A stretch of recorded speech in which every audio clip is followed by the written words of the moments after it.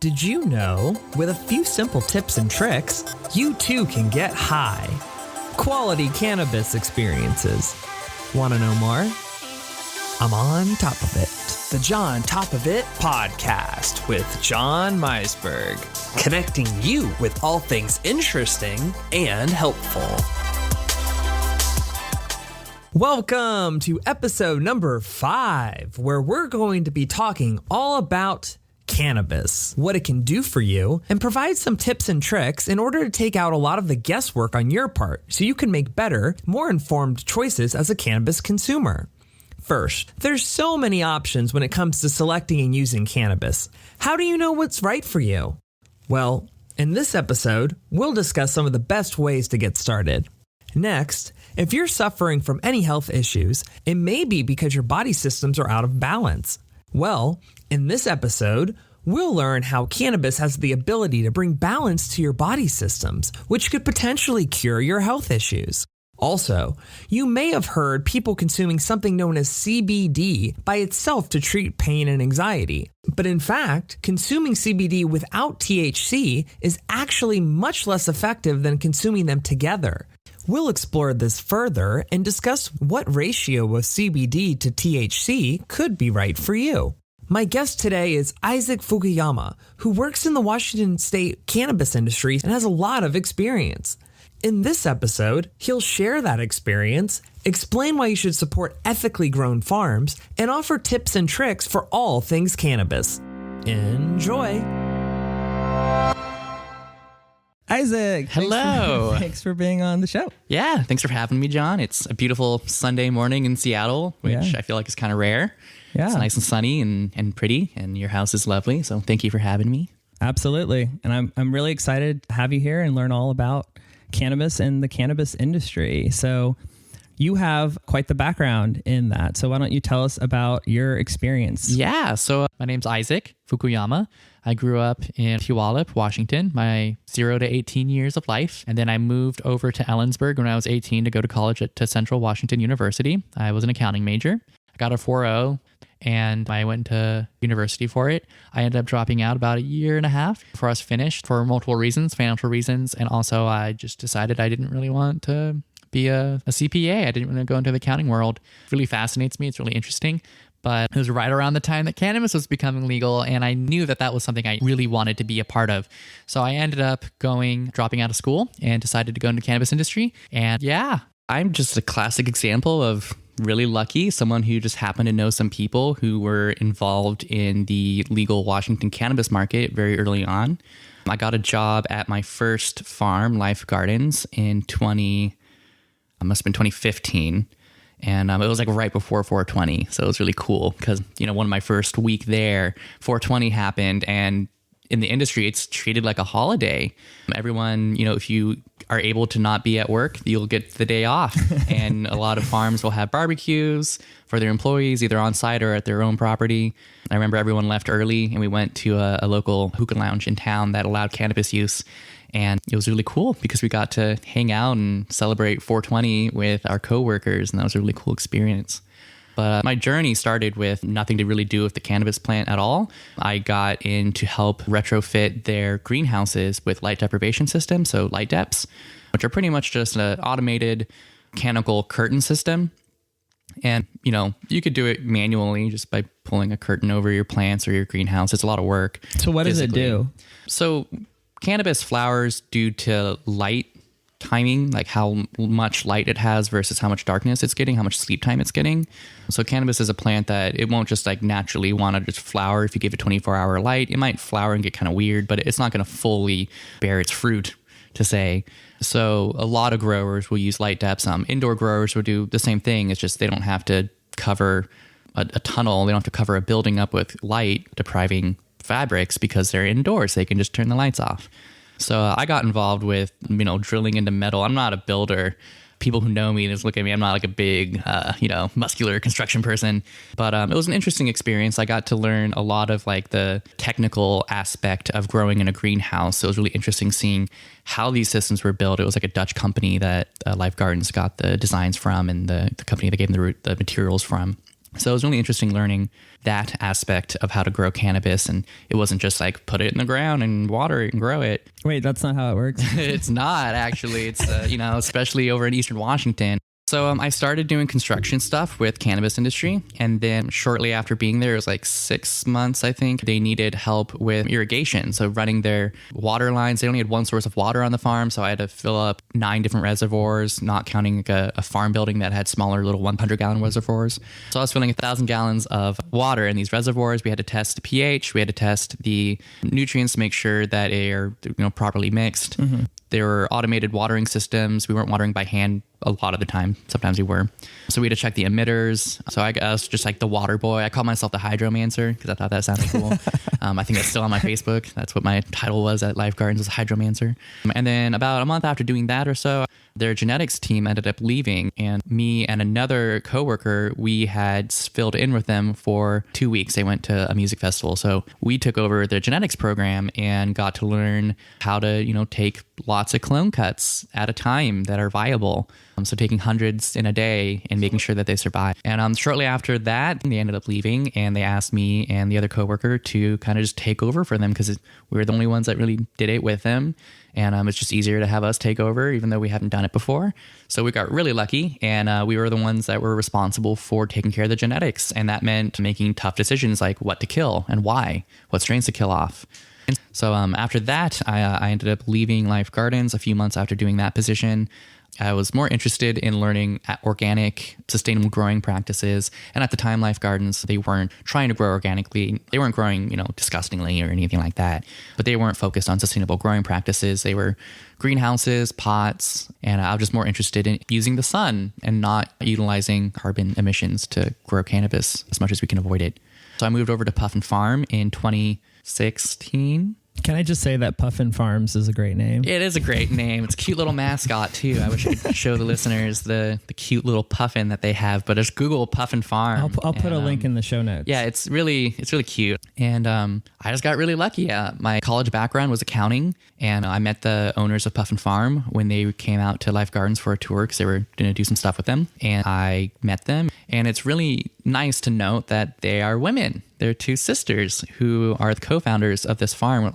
It's really nice to note that just because it's such a male-dominated world we live in, but especially the cannabis industry, it's very male-dominated and, for lack of a better word, bro-y. Yeah, so I started at Puffin, and I reached out to them saying, hey, I've heard about you. They said that they were looking for more processors, and I mentioned how, I've got a really good friend of mine. I live with him. He's looking for a new job. He's just working at a deli in town, and he's looking for something a little more hours and more interest in what he wants to do.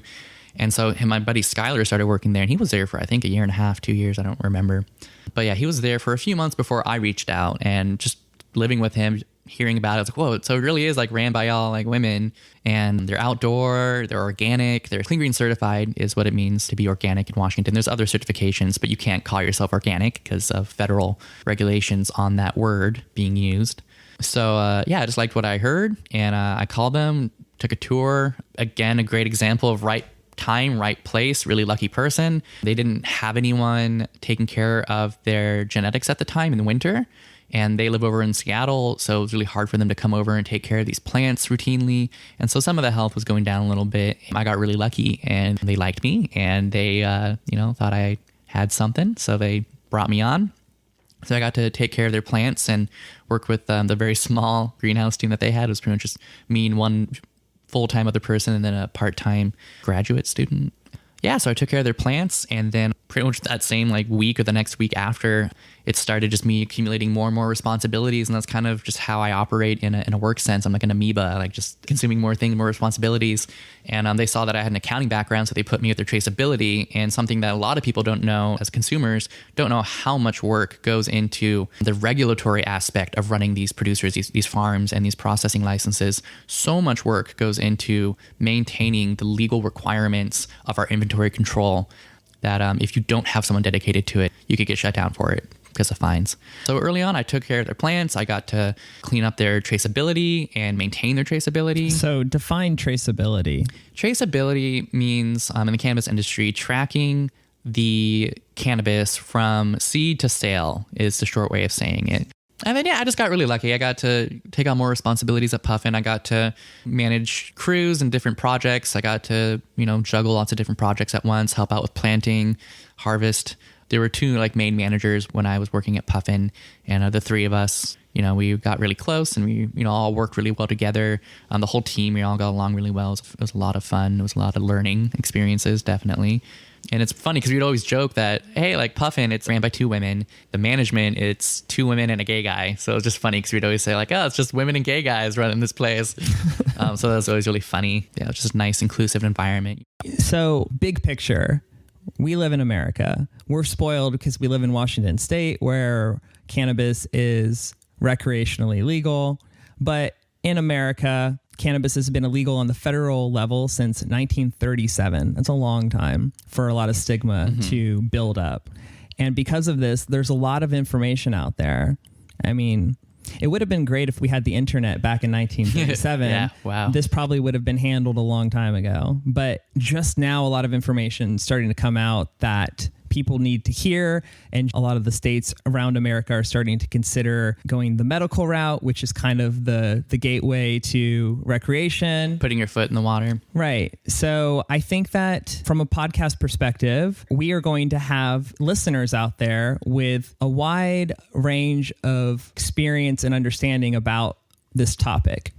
And some people, not only do they not know anything, they probably know things that are not true about it. So I think it would be good to start by level setting, by making sure that we all know the same things and then building off of that information.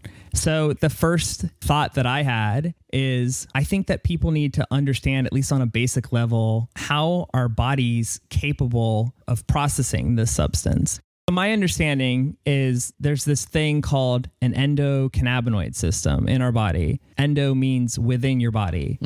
And it basically keeps all of your body systems in homeostasis, in balance. So we make our own endocannabinoids, and those go into all the cannabinoid receptors throughout our body, and they control 12 different body systems, like your circulatory system and your nervous system, and et cetera, et cetera. All these different things in your body.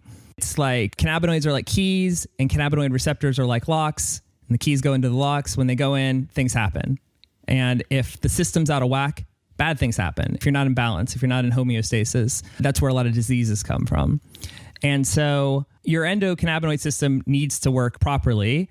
And if for some reason you don't have enough endocannabinoids inside of your body, you can get them through other means. You can get them through diet. You can get them through exercise, yoga, orgasm, all these different methods. But you can also get them through plants. And one of those plants is cannabis. Most well-known one, probably. Yes, exactly. And so I think I just wanted to list out for people who are curious. So when it comes to some of the reasons why your endocannabinoid system might be out of balance, the reasons that I read online were emotional stress, poor diet, drugs like alcohol, and chronic use of THC. Like an abundance of using it can overstimulate your receptors, which can lead to a tolerance where your receptors actually become down-regulated in the brain. And this happens with alcohol a lot, where people who are alcoholics, the receptors become very sparse. And then when they go into withdrawal, their levels don't return for a while, for like a month. So you have to be careful with that. And then there's also like diseases and genetics that can play a role in how your endocannabinoid system is functioning at a regular way. And some of the symptoms of it not functioning correctly is you could feel tired, achy, forgetful, which sounds like, that could be anything. That could be any day. I have that right now, I guess. I'm tired, achy, and forgetful right now. But some of the common symptoms for having your endocannabinoid system in your body being out of balance is struggling with insomnia to the point where you take medication, anxiety, anger management issues, depression, conditions associated with heightened inflammation throughout your body, like arthritis, bone loss, having chronic pain, dementia-like symptoms, or if your family has a history of cancer. And there's actually a term for this called clinical endocannabinoid deficiency, or CECD, which is not a disease itself, but an umbrella term encompassing conditions with this common feature. And I've actually been reading that there are specialists that use something called a cannabinoid wheel that find the optimal cannabinoid profile to get your system into balance. They figure out what do you need to get your system in homeostasis. That's really interesting. The endocannabinoid system, I didn't even know it was a thing. It's in every creature. It's in all of life. But actually, what I've been nerding out over this, it actually wasn't discovered until 1992 by this Jewish scientist. That's pretty recent, actually. I mean, considering it's so ubiquitous, it's found in everything, which explains why cannabis has the potential to be so life-changing for so many people. And there's so many different effects that you know, it's not like alcohol, more or less, it's going to do the same thing. If you drink champagne versus drinking hard alcohol, drink enough of it, you're going to, you know, get sick and vomit and black out and cry and make mistakes. And it's interesting because I know so many people that are comfortable with alcohol. It's like, even if they know it's terrible for your health, they're like, but at least I can depend on it being terrible for my health. Yeah, I mean, it's a little more, you know what you're getting yourself into when you pour yourself a glass of whatever.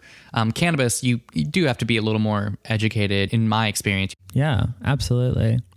Anyway, so back to what we were talking about. Let me just keep going down this train of thought. So if a person has a deficiency in their internal cannabinoids, which is your endo and cannabinoids, they can supplement cannabinoids from an external source. And some of those include exercise, diet. So like you can increase your diet of high omega-3 from like things like fish oil or salmon or walnuts or chia seeds.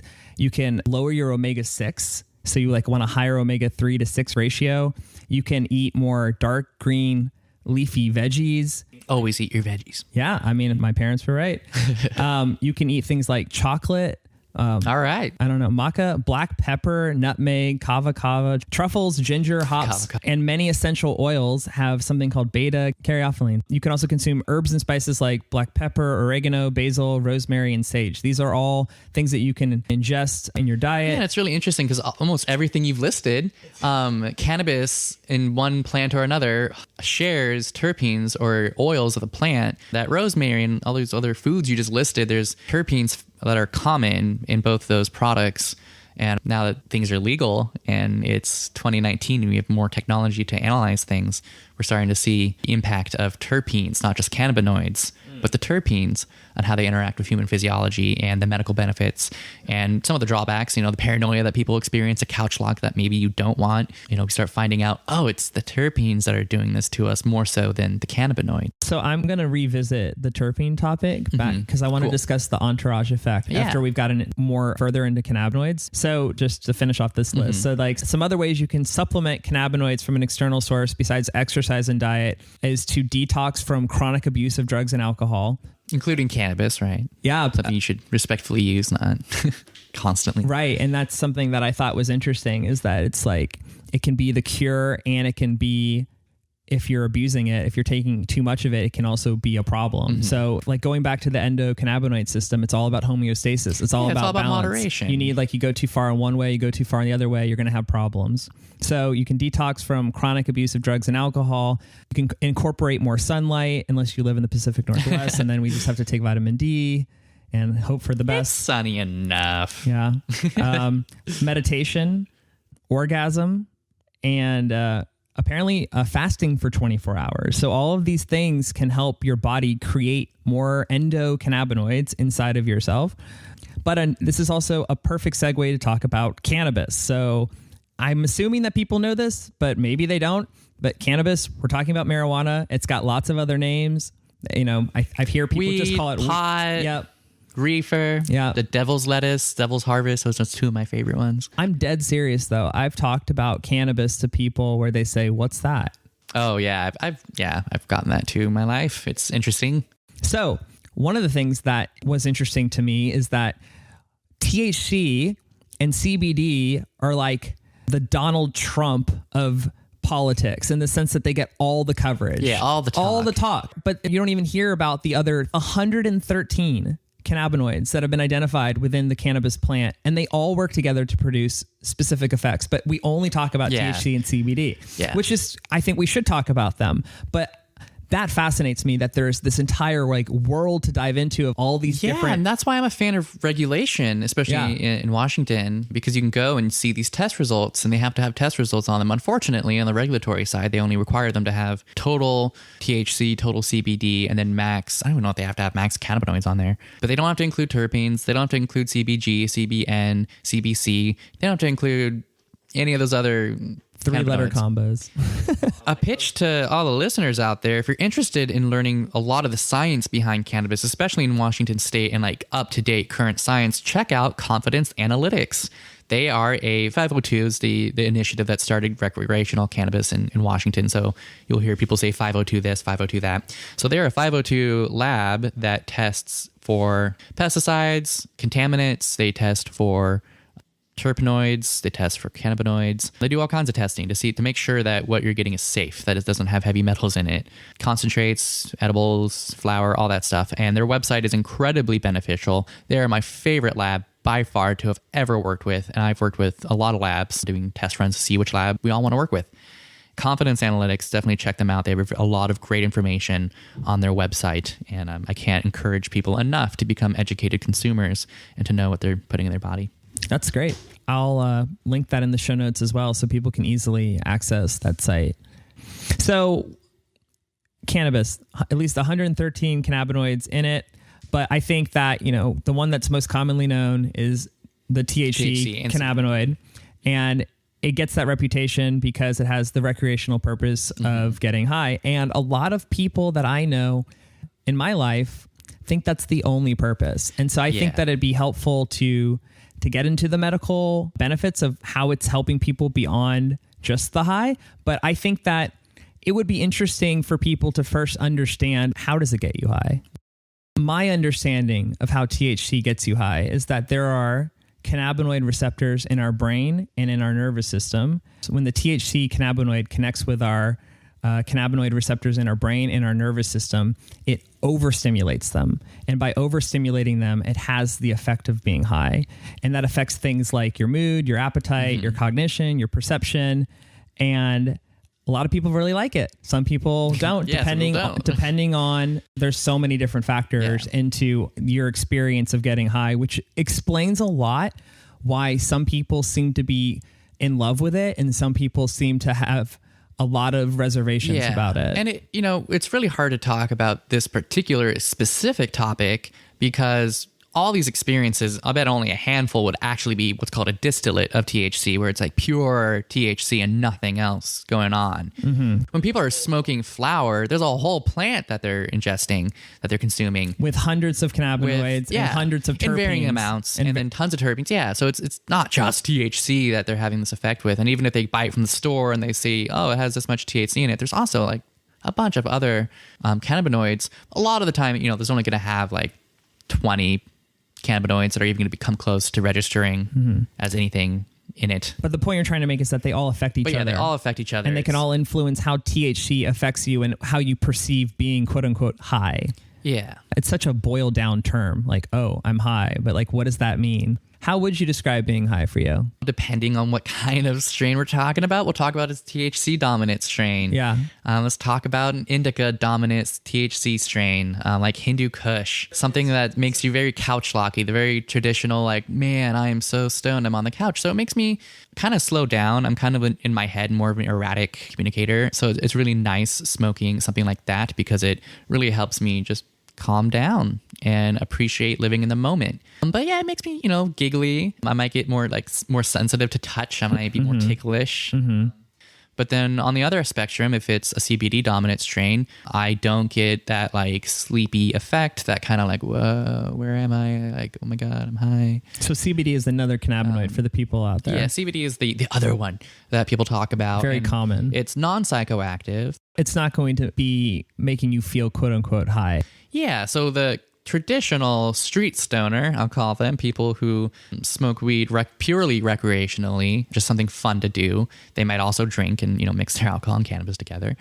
They don't typically want CBD. And I've met plenty of people in my life that were like, oh, that's not good stuff. It doesn't get you high. Yeah. They're not using it for the therapeutic benefits of it, which include pain management. I have a congenital back issue, so I have like chronic pain.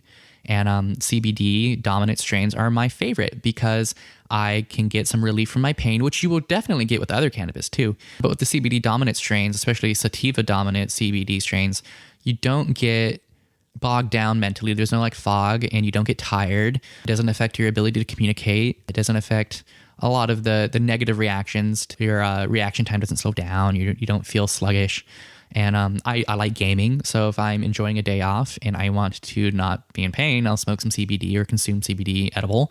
And I'll be able to, play a game with friends and be able to communicate effectively and play the game and have fun and do a good job and not just be sitting there.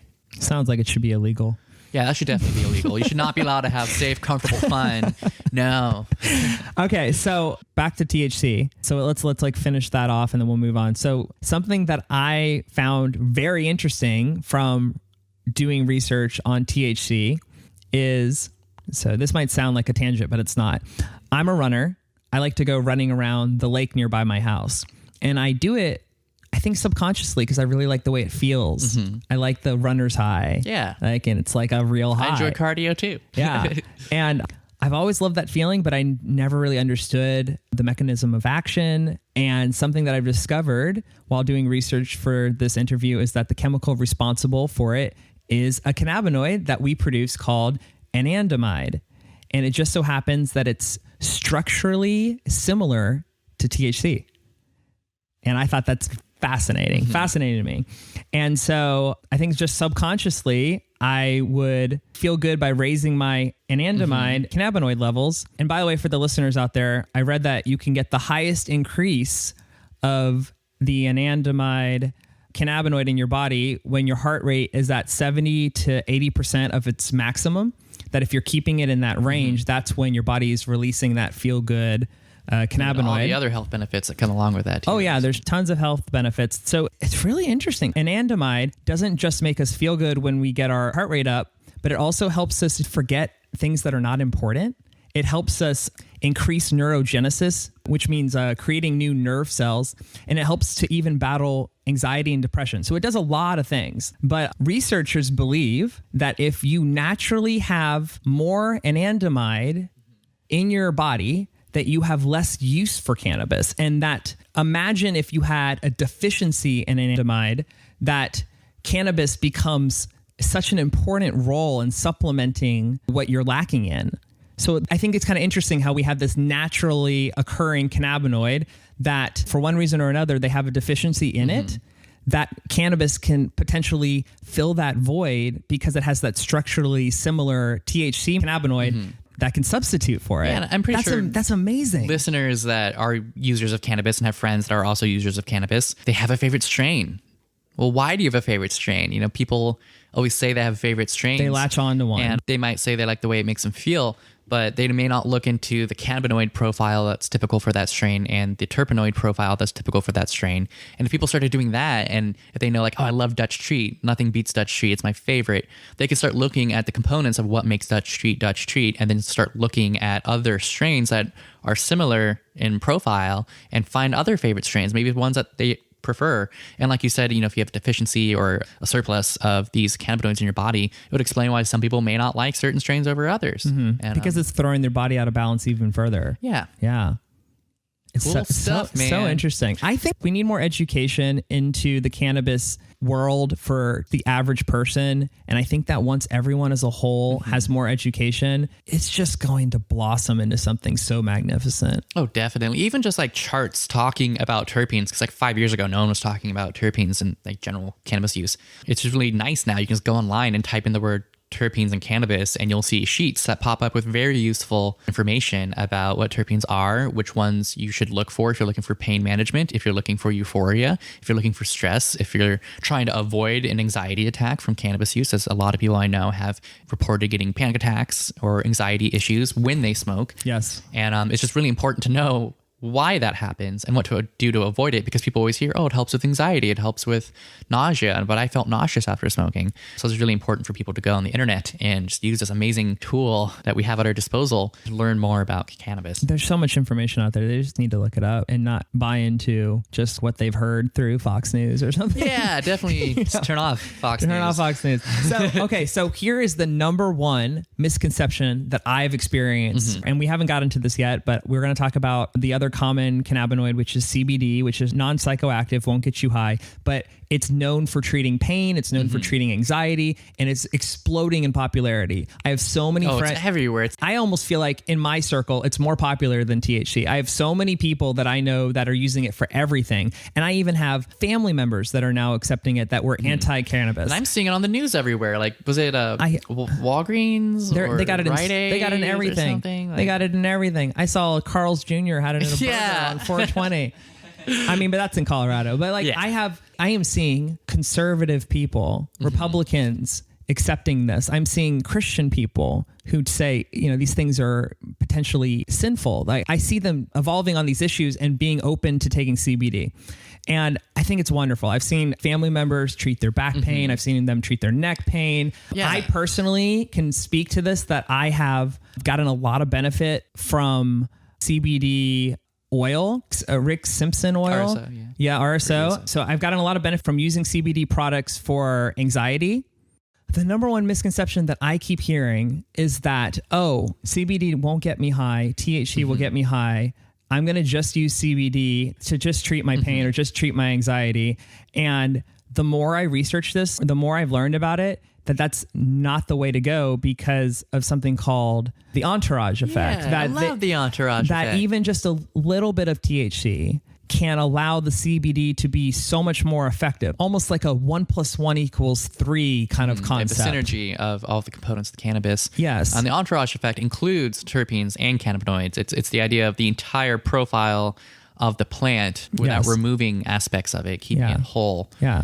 I know, like for seizures, for certain disorders like Parkinson's, people who have MS and have tremors and shaking issues, I know that THC is actually the cannabinoid that helps with that. And I've known someone who actually owns a farm. He has MS, and his relief for his tremors is high THC concentrates, and he'll dab those.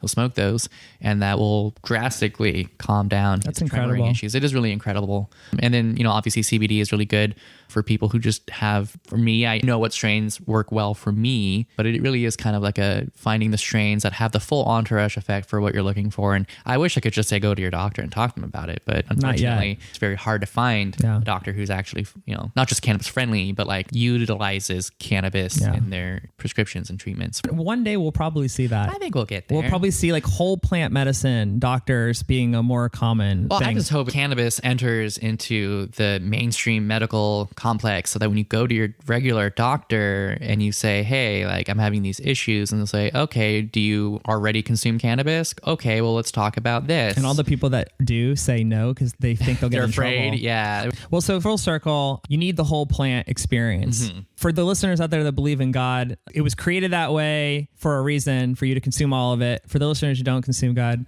consume God. For the listeners out there that don't have a faith, that don't believe in anything, just look at the science that all the cannabinoids and the terpenes inside of the plant, they all synergize. And if you're into using CBD for your anxiety or your pain and you don't want to get high, if you want this to be as effective as possible for your pain or for your anxiety, what you need to do is to introduce ratios, a high ratio of CBD to a low ratio of THC. And this is something that you can probably talk to a professional at a store about if you go and play with the ratios. Pretty much any store and just say, hey, I'm looking for this. And come in and say, hey, I want something that is as high CBD as possible. Show me what you have. And, this is my opinion, but I know a lot of people who also agree with me that the entourage effect is incredibly important. And so when you find something that's called clear, people buy extracts and they're like, oh, it's clear. That must mean it's good. It's called a distillate. It means it's like distilled just one cannabinoid, one thing of the plant.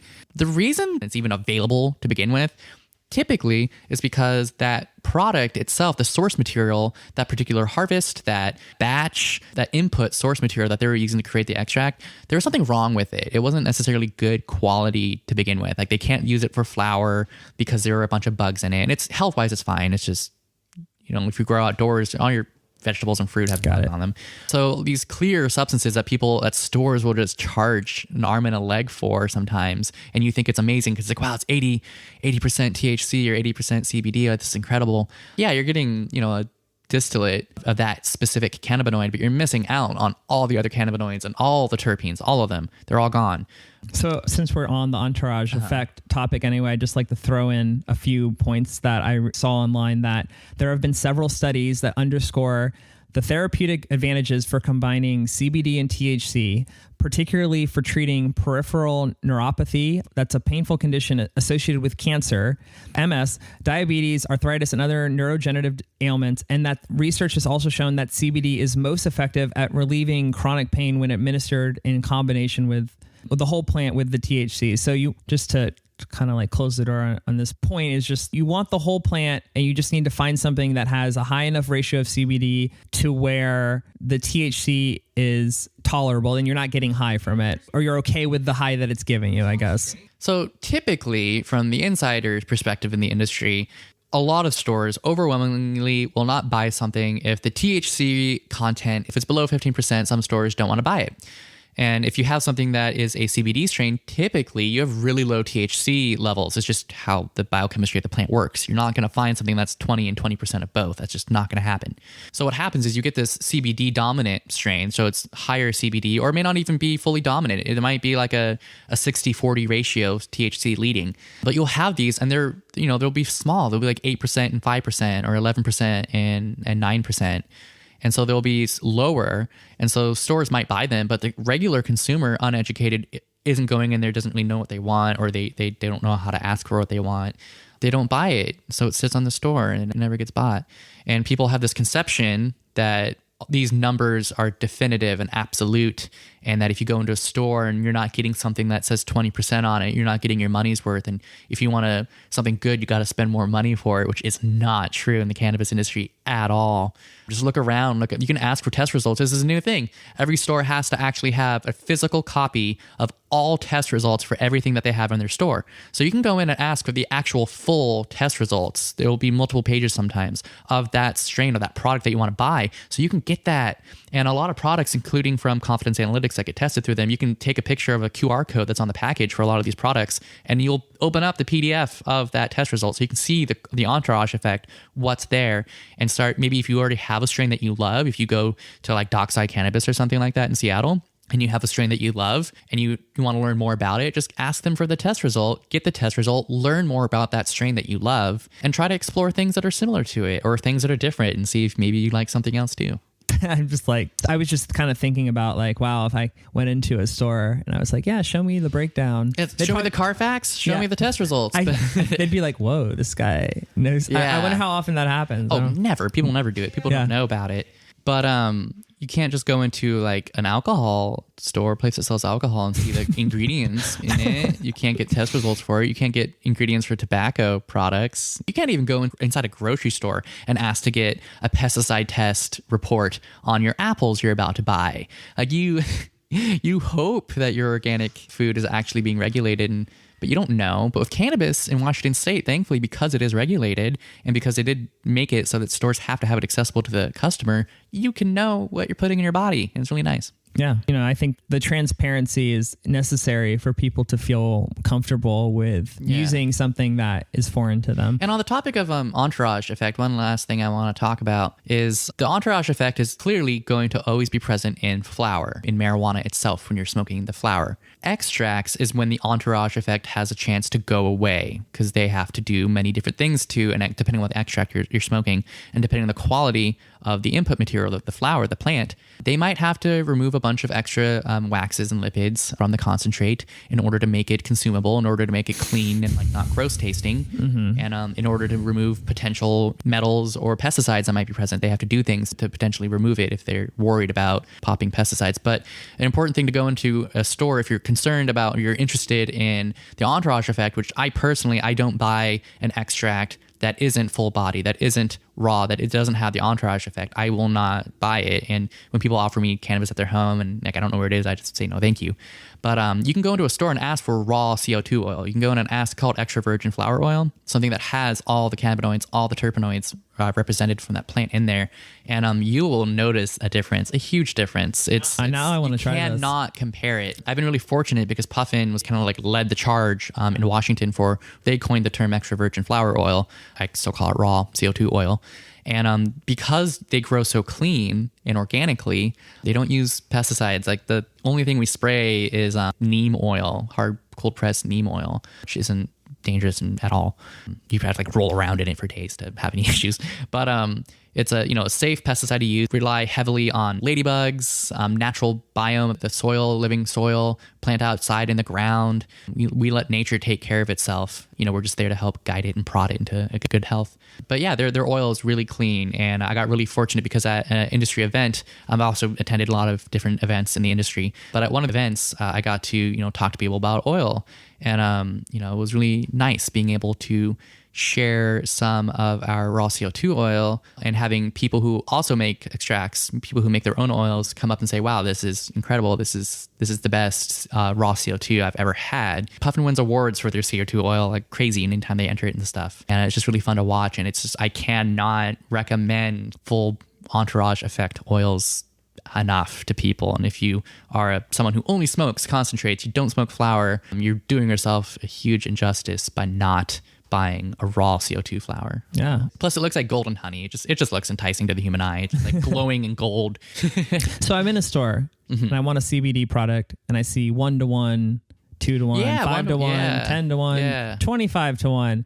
It's like, if my attitude's, I don't want to get high, I want to use CBD to manage anxiety and pain.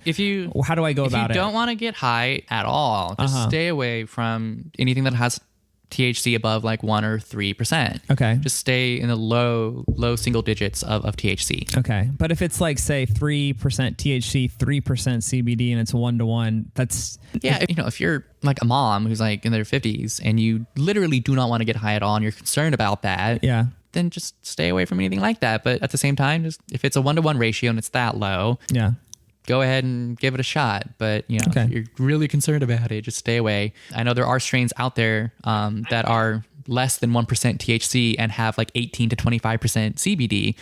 Dancehall and Remedy are two that I highly recommend to people that you're not going to get a psychoactive effect from because there's like no THC in it. This is an issue that's really important to me. And I'll tell you, the reason is because I have family members that consume CBD for pains that I see them suffering with, and I don't want them to suffer. And from my understanding, if they introduce a little bit of THC into their regimen with the CBD, that they will get more of a benefit. Yeah, the minute amounts, it's definitely, the 1-to-1 ratio is really nice But the problem is there's just such a stigma with THC getting people high. It's got to be so many people out there that are like, they're not willing to give it a shot because they just have their guard up. And so I'm just trying to find a way to talk about this from just the facts. Like, what are the facts? This thing, if you have a little bit, it's not going to get you high and it makes what you're taking more effective. So you should do it. But I think it's important for them to go into the situation armed with knowing what is the maximum amount they should try, just so they don't have I'd feel bad if somebody had a bad experience because of me. We all know someone who took too much, who's only done cannabis one time, and it was because they ate a cookie and their friends didn't tell them to only eat like half of it, and now they'll never touch it again. And now they'll never try it again. Right. And, it's unfortunate. I feel really bad. And I'm also hugely against trying to coerce people and convince people to do something they don't want to do. Yeah. That's like the one thing that Dare did right. Right. Was like, which is frustrating if you think that it could really help them, though. It is really frustrating. You see somebody, I think the more you care about somebody, the harder it is to shut up. But you can't live those people's lives for them. And you just give them the facts and encourage them to do it, and maybe even get it for them and say, hey, you want to try it? This chocolate syrup that I highly recommend from Craft Elixirs is available at stores in Washington. This chocolate syrup that is, sometimes you have a CBD dominant one. Yeah. And it's delicious. And you can make chocolate milk with it. You can do whatever. And it's, very low THC, very good CBD. And they use organic inputs. So, it's good. I just meant from the perspective of there's people out there with back pain that are treating it with opiates. And there's people out there with anxiety that are treating it with Xanax. And those drugs are dangerous and they're terrible for your health. And it's just a shame that I want to turn more people on to more natural solutions that could be not only helpful for those specific issues that they're having, but it's probably going to help them in a lot of other ways that they don't even realize. Yeah, it's not going to be trashing your liver. Yeah. So, that's really important to me. Kidneys. especially when it's somebody that you really care about and you're watching them hurt themselves and they're already in pain. So I think that the more that we can spread that information, the better. And I think the gateway experience for people like an older person who maybe was raised very conservatively and they are anti-cannabis because they're raised that way. And all the propaganda they probably grew up with. All the propaganda that was our country. The gateway experience that I think is the safest and easiest, most effective way for people who have a pain issue is to go the topical route, because you're definitely not going to get high from a topical application of something. Oh, really? Yeah. So, people in my life who are older and have, arthritis issues and autoimmune disorders that attack their joints. And I used to make my own lotions and stuff like that, but I also have bought it from stores. And using CBD lotions for especially like elderly people who really don't want to get high at all, you can put it on your joints, your knuckles, your knees, your ankles, and they'll feel the difference. And I had a friend's mom who was back when I was making the lotion. They would buy it like pretty consistently, and they loved it, and they would tell their friends about it. They'd share it with their friends. They kind of started this whole like, whoa, look at us, we don't need to take like Advil and all this stuff that's terrible for your kidneys and liver. Like, people who take that every day, it just blows my mind. Right. But they reached out. The last time I saw her, she like thanked me, and she was like, I could not live my life the way I do now without this lotion. It's huge. And another example was a woman I know with an autoimmune disorder who had knee issues various times. And so going up and down stairs was just like terrible. You could like the cracking of their knees. And, they were cautious. They were wary. And they did just one knee. They just wanted to see if did it actually work? So they did one knee, and then like they went up and down stairs and they noticed a big difference in it. And so from that moment on, they were more willing to try CBD capsules or the chocolate syrup I mentioned earlier. And it's really nice that you can do a gateway experience, I like to call it, for people to safely feel the effects of cannabis without the potential, what they view as a negative. So a topical is... Yeah, topicals are a safe way to introduce like a parent into it. And then after that, they're like, okay, so you can use this as medicine without getting high. I'm open to listening to you more now because I've experienced it. And so if you have relatives you talked about and loved ones that are against it for the most part, but maybe they're opening up to CBD now, that's a good introduction to showing them like, hey, it's not the devil's lettuce. Reefer madness is not a accurate depiction of cannabis. Or maybe a more well-rounded depiction of it is that anything can be abused. Oh yeah, like playing video games. What we're doing right now, sitting in a living room talking. If we just did this all day long, all weekend, that's a problem. I mean, fruits and vegetables are really good for you, but if I ate enough of them, I'd get obese and die of a cardiovascular issue. Yeah, you turn orange if you eat 20 carrots. Yeah, but if you ate enough apples, you'd probably develop diabetes, right? So I think that you shouldn't allow, certain people in the way that they use something define an entire thing. Yeah. That's all.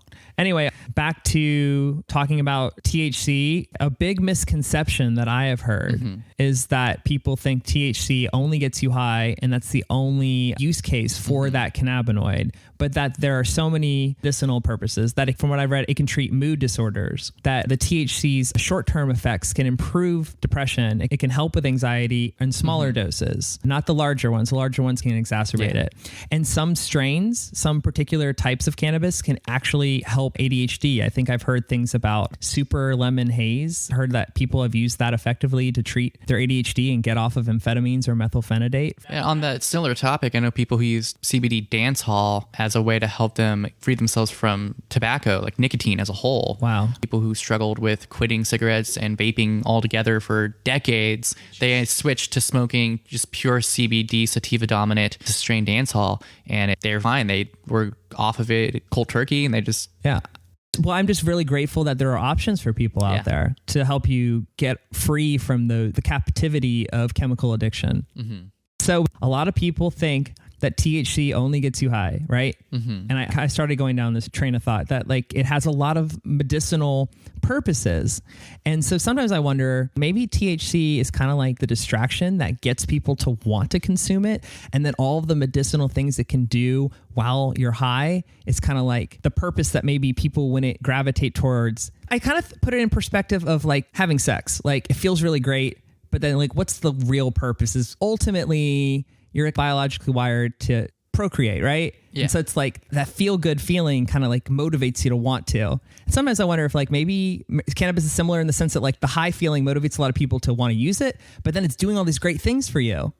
Well, like a history lesson. So cannabis has been with us for a very long time, but we've only been using labs to test and understand it very, very short period of time. Mm-hmm.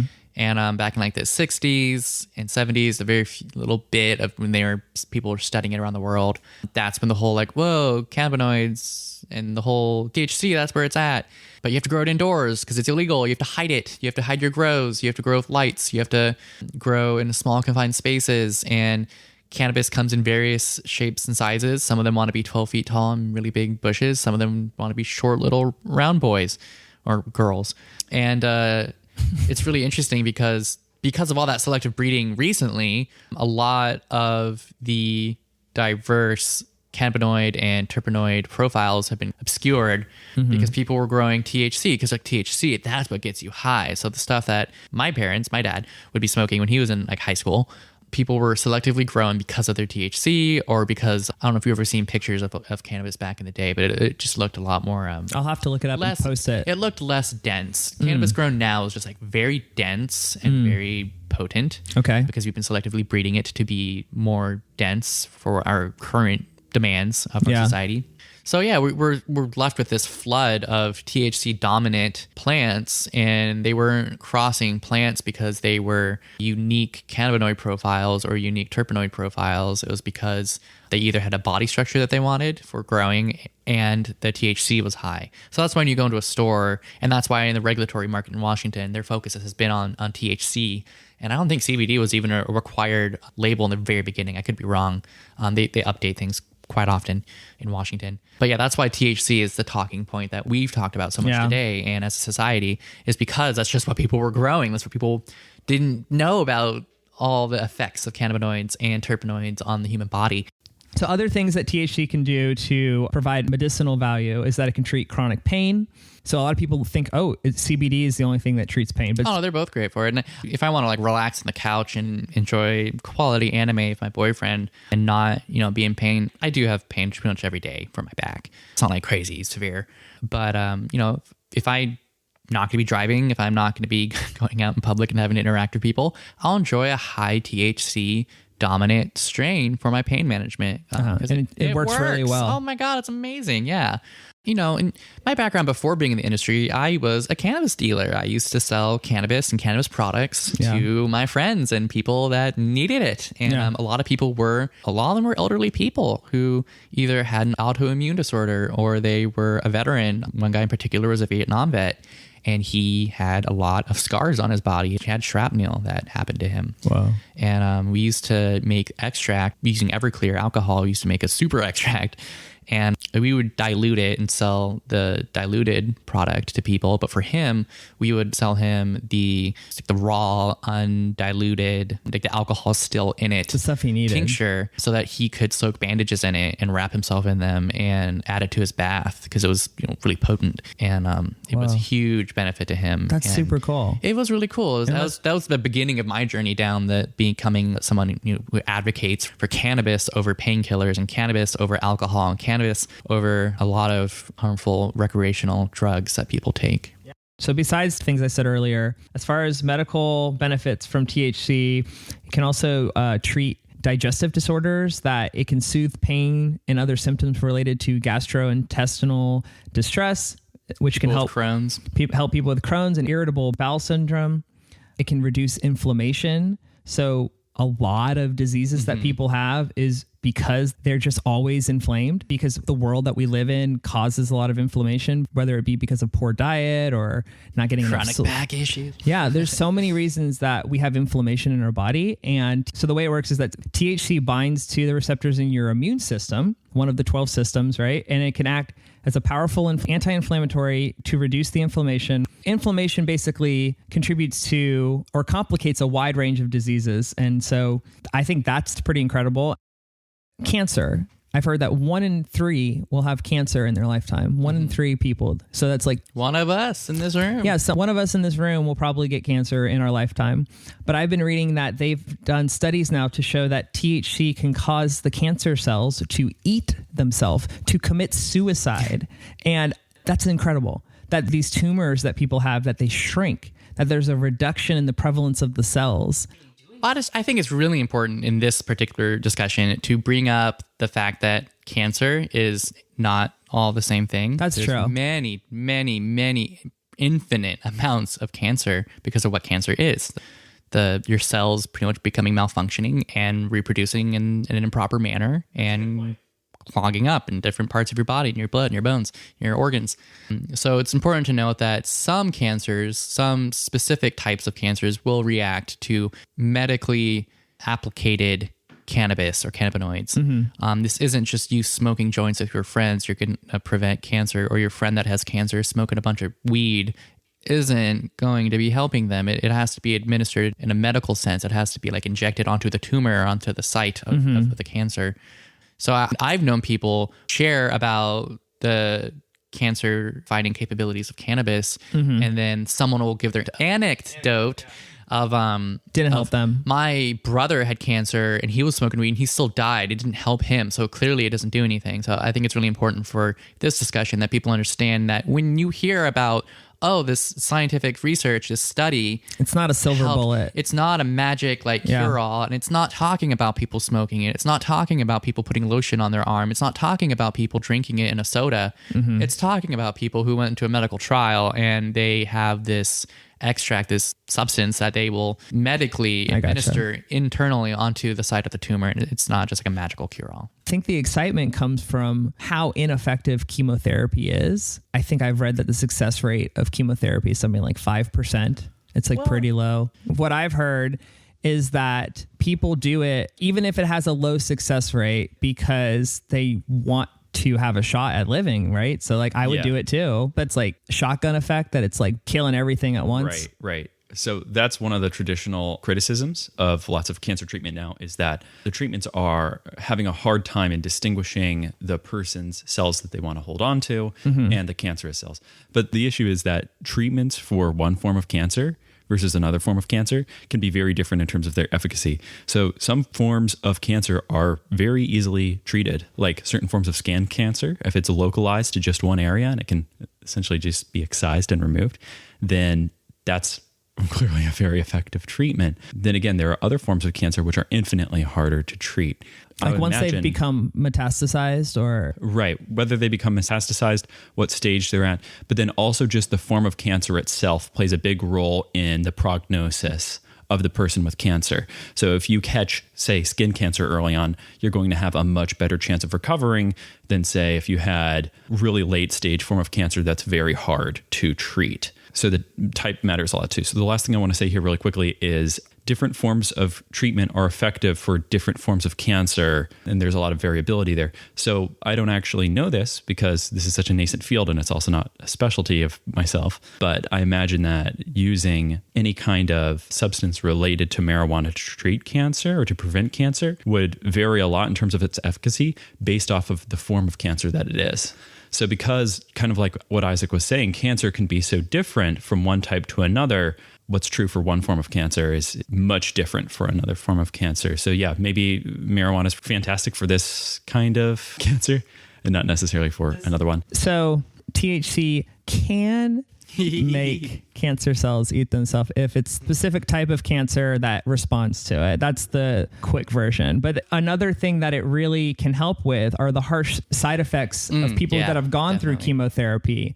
I've read that THC stimulates the release of the hormone ghrelin, which eases nausea. So chemo patients who get very nauseous from their treatment, they don't feel sick. And that same hormone also stimulates hunger, which we call the munchies. And that can help people with cancer get the nutrition that they need because they're suffering from a loss of appetite. Funny personal anecdote, and I feel like I'm a minority in this sense. It's very rare for me to get the munchies. It's very rare for me to be like, I want to eat.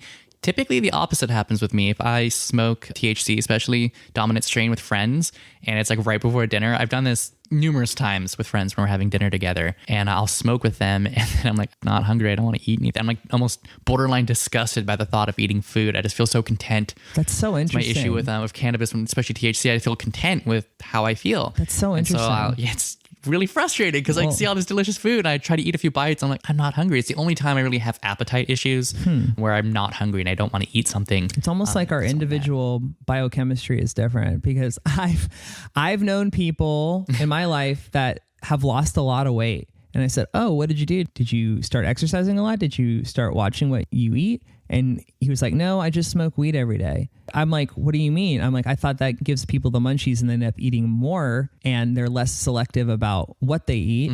And he was like, no, like I lose my appetite when I smoke. Cool. That's exactly like what you're saying. But meanwhile, I also know lots of people that once they get high... That guy and me, we're in the opposite of most people, I'd say. Most people are like you, where you smoke and you're like, wow, I want to eat this, I want to eat that. Like, oh my God. I don't feel that way. Yeah. I wish I did. So every now and then, every rarely, I'll feel that way. And I'm like, oh, wow, this is cool. I'm going to eat. It's just a lesson that we shouldn't necessarily let somebody else's personal experience influence how we think it's going to affect us. That we should be open to experimentation to see how things will affect us as individuals, because that's part reality. of the beauty of this plant. You can have a very personal relationship with cannabis and you'll have your own preferences and what you're using it for. So another thing that I read is that steroids that they give to chemo patients can keep them awake for up to 72 hours, but that THC can treat the sleep disorder. It allows them to relax and go to sleep and feel well rested in the morning. And, that's important for getting better, is getting quality sleep. And so THC can help in a lot of ways, whether it'll make the cancer commit suicide or not. Like it can still treat a lot of the side effects from the other forms of treatments. I think that there's a lot of value in that. It's also worth noting that all these things that we've just called out about treating loss of appetite or nausea or sleep disorders are useful for people that don't just have cancer, but lots of people have those things. I've gone through periods where I've had insomnia, and honestly, like smoking a little cannabis made me get the best sleep of my life. Yeah, and I've my whole periods life in my life where I had to change my sleep schedule on a whim to go do a different shift or go do something. And it was really helpful to just take a heavy hitting THC indica dominant strain and go to sleep earlier than I normally would have and stay asleep. So I know we've already talked a lot about CBD, but I wanted to transition into a topic that I care about a lot, which is anxiety. So like we've talked about the recreational use of THC and how it gets you high. We've talked about the medicinal uses of THC. THC is the most common cannabinoid that we all refer to, but most well-known. But the second most well-known cannabinoid is something called cannabidiol, which is known as CBD. How would you say that CBD is different from THC? Yeah, the biggest difference is that it's non-psychoactive. So it won't get you high. It won't get you high. Right. It is phenomenal for pain management. It's phenomenal for inflammation. It's a very good alternative to pain medications. It's a very good alternative for a lot of substances that people are using trying to deal with pain and other issues in their life. But yeah, CBD is an incredible thing. So a lot of people who have had experiences with smoking cannabis that have somehow ended up feeling anxious from it or paranoid from it. My understanding of the way it gets you high is that it overstimulates the cannabinoid receptors in your brain, and it somehow connects with your amygdala inside your brain, which is responsible for fight or flight. And so when you consume a cannabis product that has CBD in it, higher in CBD, that what it can do is it can get into these receptors before the THC, and it can either take its place or it can prevent it from being allowed to be overstimulated. And so people that are ingesting a cannabis product that has higher CBD than THC, that they're making it so they're less likely to become anxious or paranoid because the CBD is filling in those receptor areas or stopping them from being allowed to be overstimulated. But if I've also read online, though, is that it can actually lessen or neutralize the high effect depending on the ratios. And so if you do want to get really high, maybe you don't want that. But for somebody who suffers from anxiety or paranoia and they've sworn off THC, they're like, I don't want to mess with that anymore. Maybe it's worth giving it another shot definitely. And trying a strain with a higher CBD. Because once you understand the mechanism of action, I actually now personally feel more confident in experimenting with cannabis because that's kind of... In fact, I think I even recommended to you at one point doing CBD stuff before you really... Yeah, so I think that CBD is like the yin of THC's yang in a way. It helps to balance it out. And real quickly, some of the things that have been listed that CBD can potentially help, you still need to go see your doctor, but a lot of things that people have been talking about it helping besides pain and anxiety is inflammation, depression, epilepsy, Crohn's disease, MS, opioid withdrawal, and PTSD. I thought this was something very interesting. I didn't know a whole lot about PTSD until I did research, but the concept of PTSD is that fear learning contributes significantly to our anxiety pathologies, and including PTSD. So if somebody has recently learned a fear, if something has just happened to them that's really traumatic, if they consume CBD, CBD has the potential to disrupt something called your memory reconsolidation, which is responsible for strengthening long-term memories. So I've thought about this, like, how could you do this strategically? So like, imagine like you had the worst day of your life, just garbage day.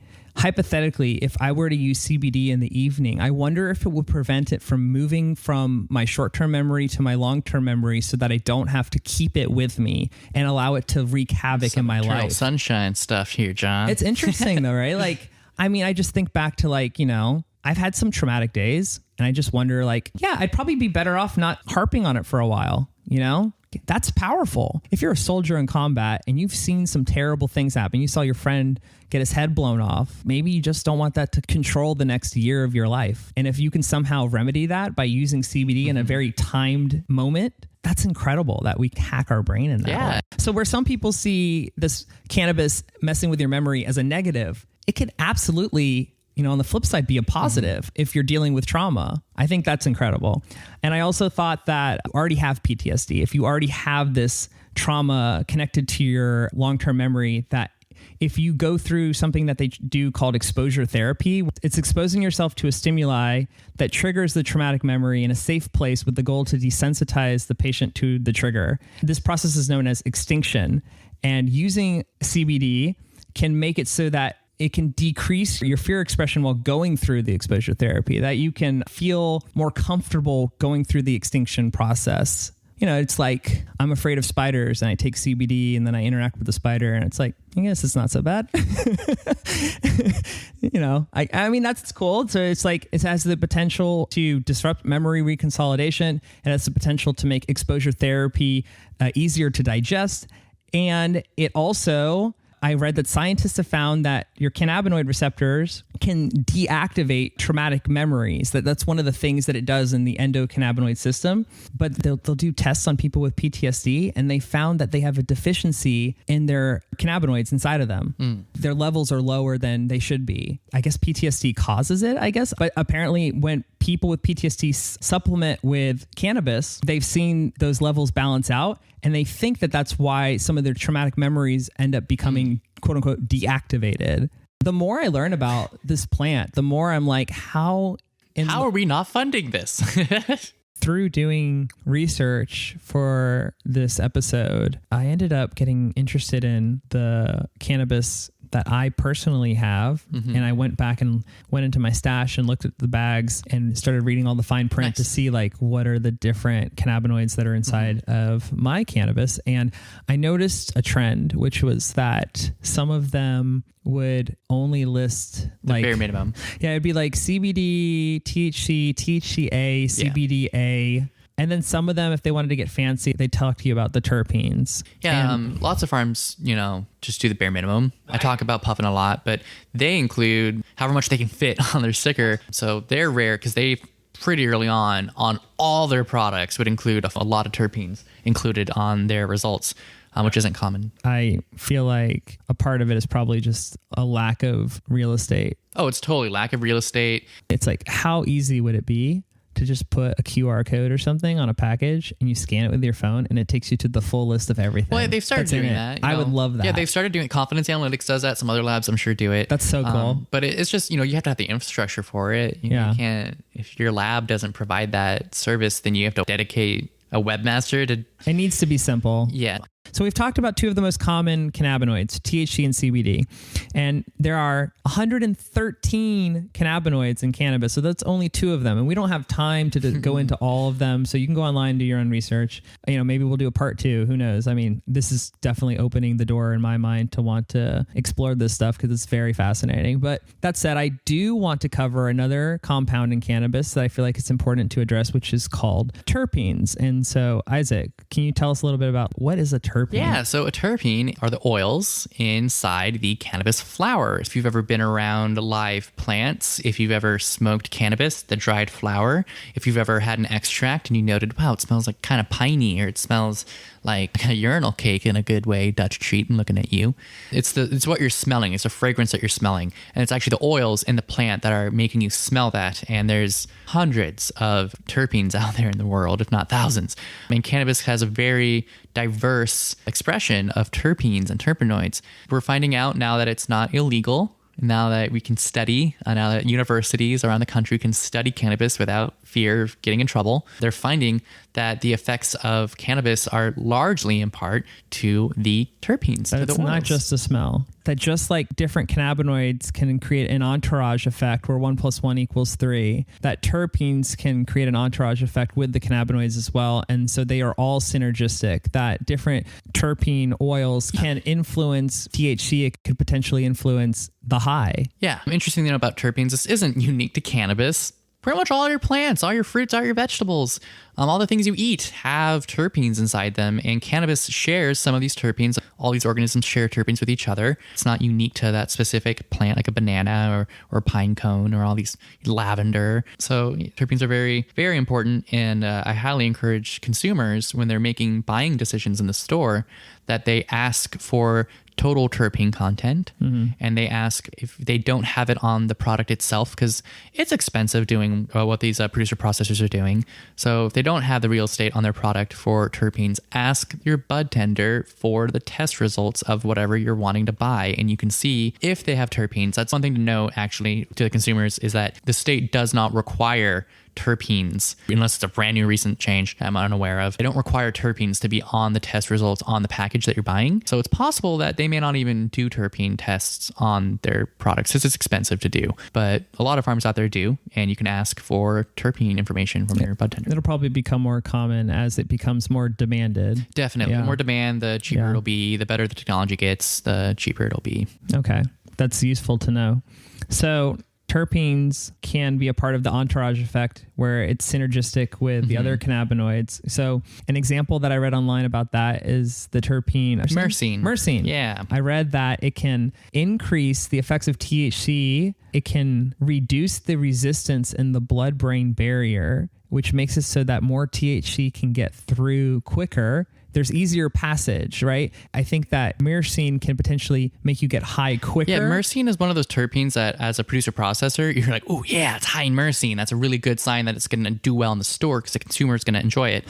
Some information on myrcene that I have in front of me right now is the odor of it is very heavily reminiscent of grapes or woody vegetables, peaches. It's kind of sweet. You can get a vanilla scent from it. The taste of it is usually more fruity. I call it spicy fruity because it kind of tickles the back of my throat. And it's very earth-like in taste and flavor. And so all those things are usually pretty appealing to people. Yeah, sounds good to me. Like those. Yeah, it sounds great to me. Yeah. And some of the known therapeutic benefits of myrcene is known to be an antibacterial, an anti-diabetic, anti-inflammatory, anti-insomnia, anti-mutagenic, antipsychotic. It has relaxing, tranquilizing effects. There's just so many. The list honestly just goes on and on, especially with this particular terpene, but all terpenes in general is very important. Some forms of naturally occurring myrcene in nature would include basil, hops, lemongrass, mango, rosemary, and thyme. These products can all contain roughly 40% myrcene in their terpenoid content. Wow.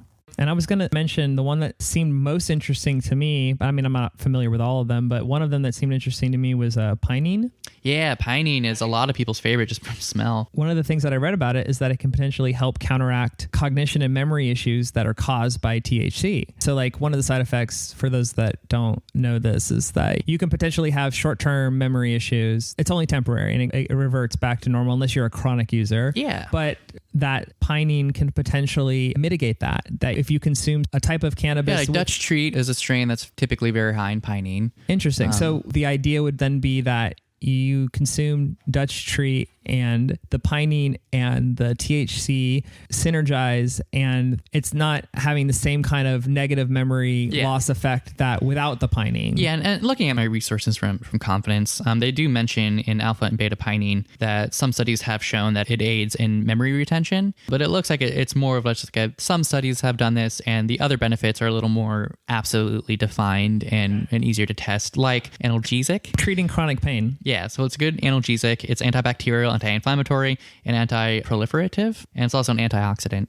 And like we said earlier, it's very piney in taste and smell. So if you live in Washington, just go outside in Western Washington. And it's commonly found in coniferous trees, rosemary, cumin, and hops. So we've kind of talked about this already, but I'm going to just bring it up so you can give me like the final stamp. Like at this point, there's probably a lot of listeners out there that are like, okay, hold on. There's all these different strains of cannabis with different ratios of cannabinoids and dozens of terpenes. Like, how the heck do I know what strain of cannabis is right for me? Like, where do I start? So what would you tell somebody? My recommendation would be to start with the terpenes. Ignore the cannabinoids for right now. Interesting. And go straight to the terpenes. Really? Yeah. So just Google cannabis terpene effects. You can just Google anything like that, and you'll get a plethora of tables and graphs and information.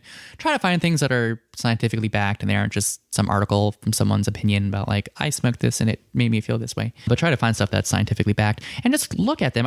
Honestly, there's probably like 20 main terpenes that really have a huge effect on us and are commonly found in the cannabis in our current market. I know Confidence Analytics, they test, I think it's 42 maximum terpenes in their tests. So you can go online, you can read about terpenes. And it'll show you effects, like the side effects of using them. And you'll find resources that will show issues you might be having. So inflammation of certain part of your body, you might be suffering with depression, anxiety, all these things might come up, hunger issues, either way down the spectrum. And so terpenes are a better metric to look at than cannabinoids. You definitely should look at both, but I always tell people to start with terpenes, just because I think it's more accessible and it's easier because you can look at, for this one, terpenine or caryophyllene oxide, you can look up these things and they'll give you examples of real life examples of food and other plants that you're already familiar with, flavors you're familiar with. So it's giving you all these sensations that you as a human being already understand. It's more personal, it's more understandable and relatable and digestible, in my opinion, for people to learn about something that's like, oh, bananas, apples, peaches, got it. I know what that is.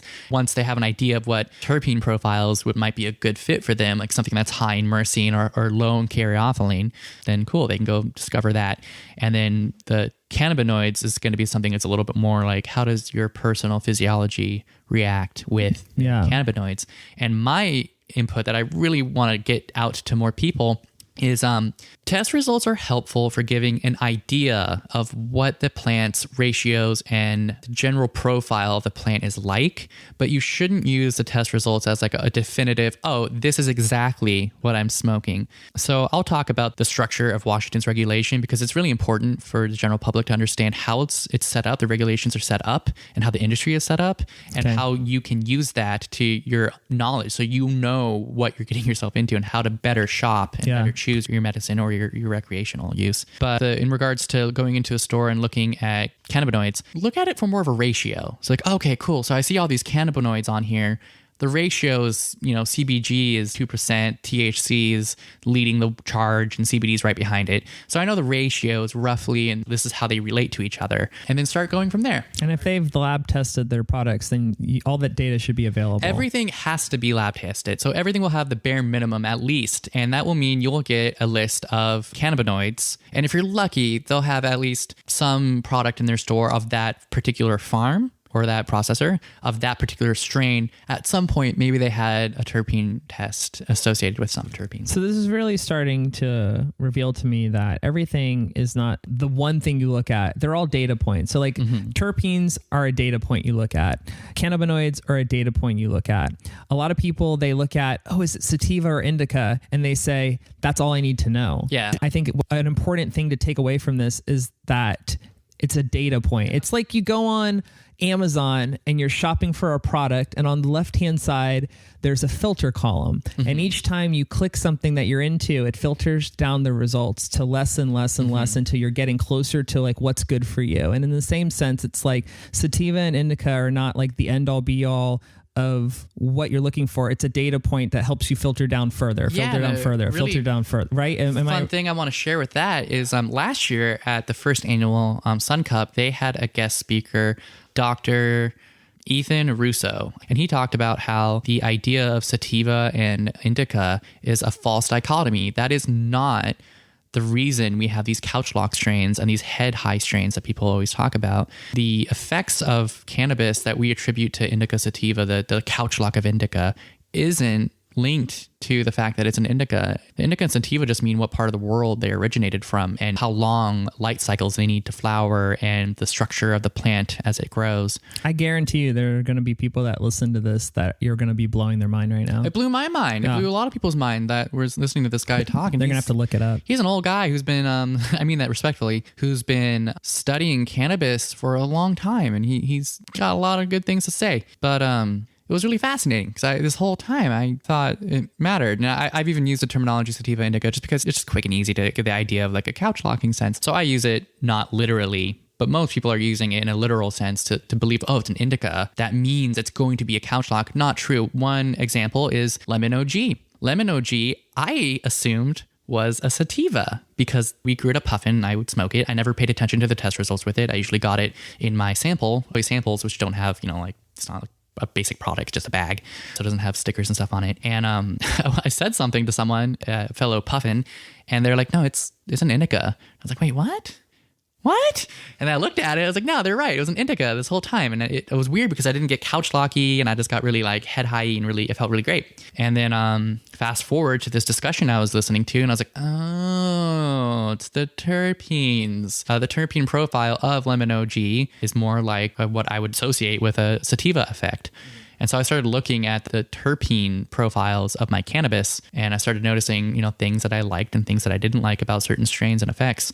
And I stopped caring so much about sativa and indica because it's not as useful as they make it out to be. Honestly, in my opinion, it's not useful at all. You should be looking at your terpenes and your cannabinoids. It's just like one of those terms that it's hard to get rid of. And back in the day, they didn't know. Yeah. They did not know. And it made sense. And these ones, this group grows similarly together and they have these common effects. So let's just lump them together. So I'd like to move on. But before I do, I'd just like to quickly mention for people that are completely new to this, something that I found that I thought was kind of useful is there's a website, I'm sure you've heard of it, called Leafly. What's that? They have it where you can explore strains and they break it out into a lot of different useful categories. You can sort strains by moods you want to feel, activities you want to participate in, general effects you want to have. Availableness of a particular strain near you. Yeah, conditions you suffer from, symptoms you're having, and then it all puts that into the context of what's close to you. And I think that, if you're just starting out and you don't want to dive into the world of cannabinoids and terpenes and the science and all that stuff, that might be at least a good first step. And if you don't want to go into each store, just call them. Call the stores and say what you're looking for. Yeah. And they'll tell you if they have it or not. Yep.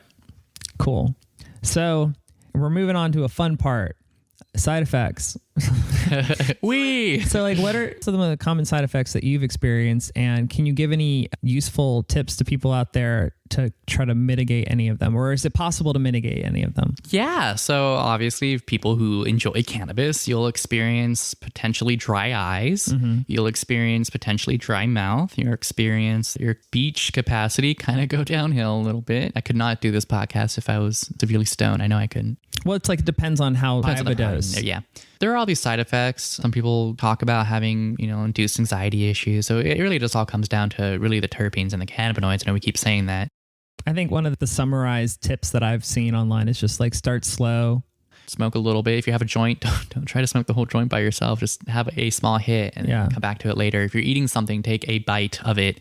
Right. Come back later, an hour or two later, and have another little bite if you want to try more of it. Start small and slowly work your way up to see if you respond well to it. Yeah. And then also something to know is, if you go too far, you'll be fine. You're not going to need to go to the hospital. You're not going to have permanent damage to your body. You'll just go to sleep most likely and maybe feel a little nauseous, maybe vomit. And you're transitioning segueing seamlessly into the next thing I wanted to talk about, which is a lot of people out there, they have reservations about using cannabis because of prohibition towards it. And I think that they're concerned with how safe it is. One thing that's really worth calling out right from the get-go is that you can't overdose from it. And I read online that they gave a mouse 250,000 times the usual dose and the mouse was fine, didn't die. Yeah. There's been no recorded deaths from cannabis itself. The idea that it was lethal in large amounts came from, I'm sure a lot of listeners have heard this come to light, but the study they were using was they were taking chimps and putting gas masks on them and they're pretty much just suffocating them with cannabis smoke.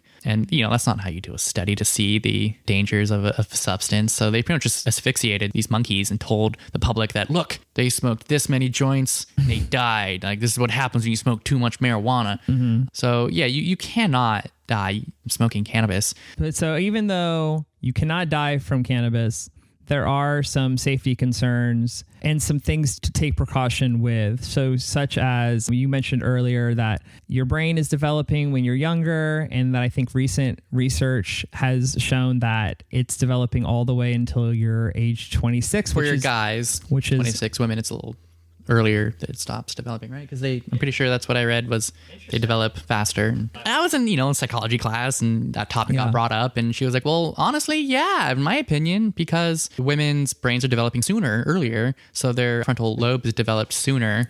Whereas in men, it's developed later. And that's why you're going to see women in their early 20s be like, my boyfriend's doing all these stupid things and the boyfriend going off and doing these stupid things. And then by the time they're 30, they're like, yeah. It's such a complicated thing to talk about, though, with friends. The concept of waiting until you're 26 to use a substance that won't damage your brain. And the same goes with alcohol. I mean, the legal age is 21 and people start drinking, 17 or 18 or maybe even a little younger than that now. But it's a hard conversation to have with teenagers and college kids, even when I was their age, because, you don't want to wait. And I just think about, when you're younger, you don't understand that the damage can be permanent and you don't take it seriously until it's too late. And I don't even know, if I had kids, how I would be able to convince them to wait until they're 26. It just seems like such an inconvenient truth that that's a reality, I don't know how to fix that. But even then, the side effects of smoking when you're too young isn't they can't function anymore. They need someone to take care of them. It's not I think what I've read is if you're consuming it below age 18, that can potentially be much more detrimental than, say, if you're consuming it between 18 to 26. The younger you are, the more likely it's affecting things that really needed to mature in your brain. And so, the older that you can wait, the older that you can convince your friends or your kids or whatever to wait, the better. But, once your brain's matured, it's your choice. And I think it can be really beneficial. So beyond the brain developing thing, so you can't overdose from it. You need to try to wait until your brain is done developing if you can. What about consuming a lot of it on a regular basis? At what point would you say that it's problematic? Yeah, so there's people who do consume cannabis will often take what they call a tolerance break or a tea break, because the more you consume cannabis, the more you need to get higher and have a stronger effect of it if you're using it daily. And that's when you get people who are doing a gram of extract every day or two by themselves. And that's a lot of cannabinoids and terpenes to be putting in your body. But yes, I've known personally a lot of people who struggled with depression and they were fine. And then they just used cannabis all day, every day. And they're kind of lethargic. They don't feel incredibly motivated to go out and do anything. They don't want to go exercise. And what's unfair is that becomes the poster child of the entire that becomes drug. what everyone thinks. Oh, it's cannabis. That's the whole thing. I'm like, no. I used to go running through Ellensburg. I used to go ride my bike on the trail. It's is Hitler all Jews? Is Hitler all Germans? Is Hitler all Germans? I need more caffeine. When it comes to using large amounts for an extended period of time, the main thing that I've seen show up in my friends is they have a hard time remembering things. Oh, definitely. They'll be talking to me and they'll just stop and they're trying to get out the next word and it won't come. And I feel bad for them, because I knew them before they were like that. I think that what happens is people see people like that and they're like, that's what marijuana does to you. Even if you just use it occasionally, which is not true because it can make you have memory issues temporarily for short term. But then if you're not using it, your memory comes back. But it's it's the chronic users that can somehow make it so it's a more of a lasting issue. And then that becomes the poster child for the whole thing. Yeah, and I've worked at multiple farms and dealt with lots of people who are obviously cannabis users. And it's frustrating as on a manager standpoint to have to deal with employees who are chronic cannabis users and they're not as productive. It's hard to work with people who can't remember things. It's really hard to be like, hey, so yesterday, where did this go? Like, you put this bag of weed somewhere on the farm. We know you didn't steal it, but you put it somewhere and we need to find it. Go find this. We need it. This would make a great sitcom. Just like people working on a God, we cannabis always farm, talk about that at the farms. and like they just keep forgetting things. Great. It'd be a great show. It'd be so hilarious to record it and have a show. We always talked about that. And ooh. So the thing that you were trying to get to earlier that I do want to talk about is the method of consumption that most people associate using cannabis by smoking it, by rolling a joint and lighting it on fire. And I know my dad does, because every time I talk to him about cannabis use, his first go-to is always that it causes lung cancer. And I'm like, any kind of carbon monoxide that you breathe into your lungs is going to cause issues, but that there are so many other methods of taking in this product. You can vape it, that you can eat it, you can use a tincture, you can use an oil. The list goes on and on and on and on. And that smoking is the first way that people were using it. It was popularized when he was a teenager and in college, and that's what he saw. Yeah, it's the face of it, is smoking it. But that you don't have to do it that way, right? Yeah. Something important to note about smoking it, though, is older generations, like people, like I'd say their 40s at the youngest, definitely in their 50s and 60s and beyond, when they smoke, and you'll see this in Cheech and Chong movies from that generation, people who smoked, they would take their hit, they'd inhale it. Fun thing to note, people in that generation tend to do what's called a snapper hit. They'll put small amounts of cannabis in the bowl and they'll have like an individual hit and then they'll clear it out for the next person to smoke. Whereas our generation, we share one big bowl of a bong or a pipe and we share that. And we just, turn it over and get rid of the burn stuff as we go. But they would inhale their individual hit and hold it for like 30 seconds or more. I've counted. That's what they thought. They thought it made you higher. Because they're like, we want to get high. Like, why would you inhale it then quickly exhale it? Izaak, some people still think that. Oh, no. Some people still think that. Yeah, it's insane. But from what I read, 90% is absorbed in less than 5 seconds. Yeah. And that the longer you hold it in only increases the negative side effects. Yeah. It's depriving your brain of air. This is completely Izaak speculation right here. But the older people who are, like they were a real stoner, like their memory sucks, like, their speech might be kind of affected.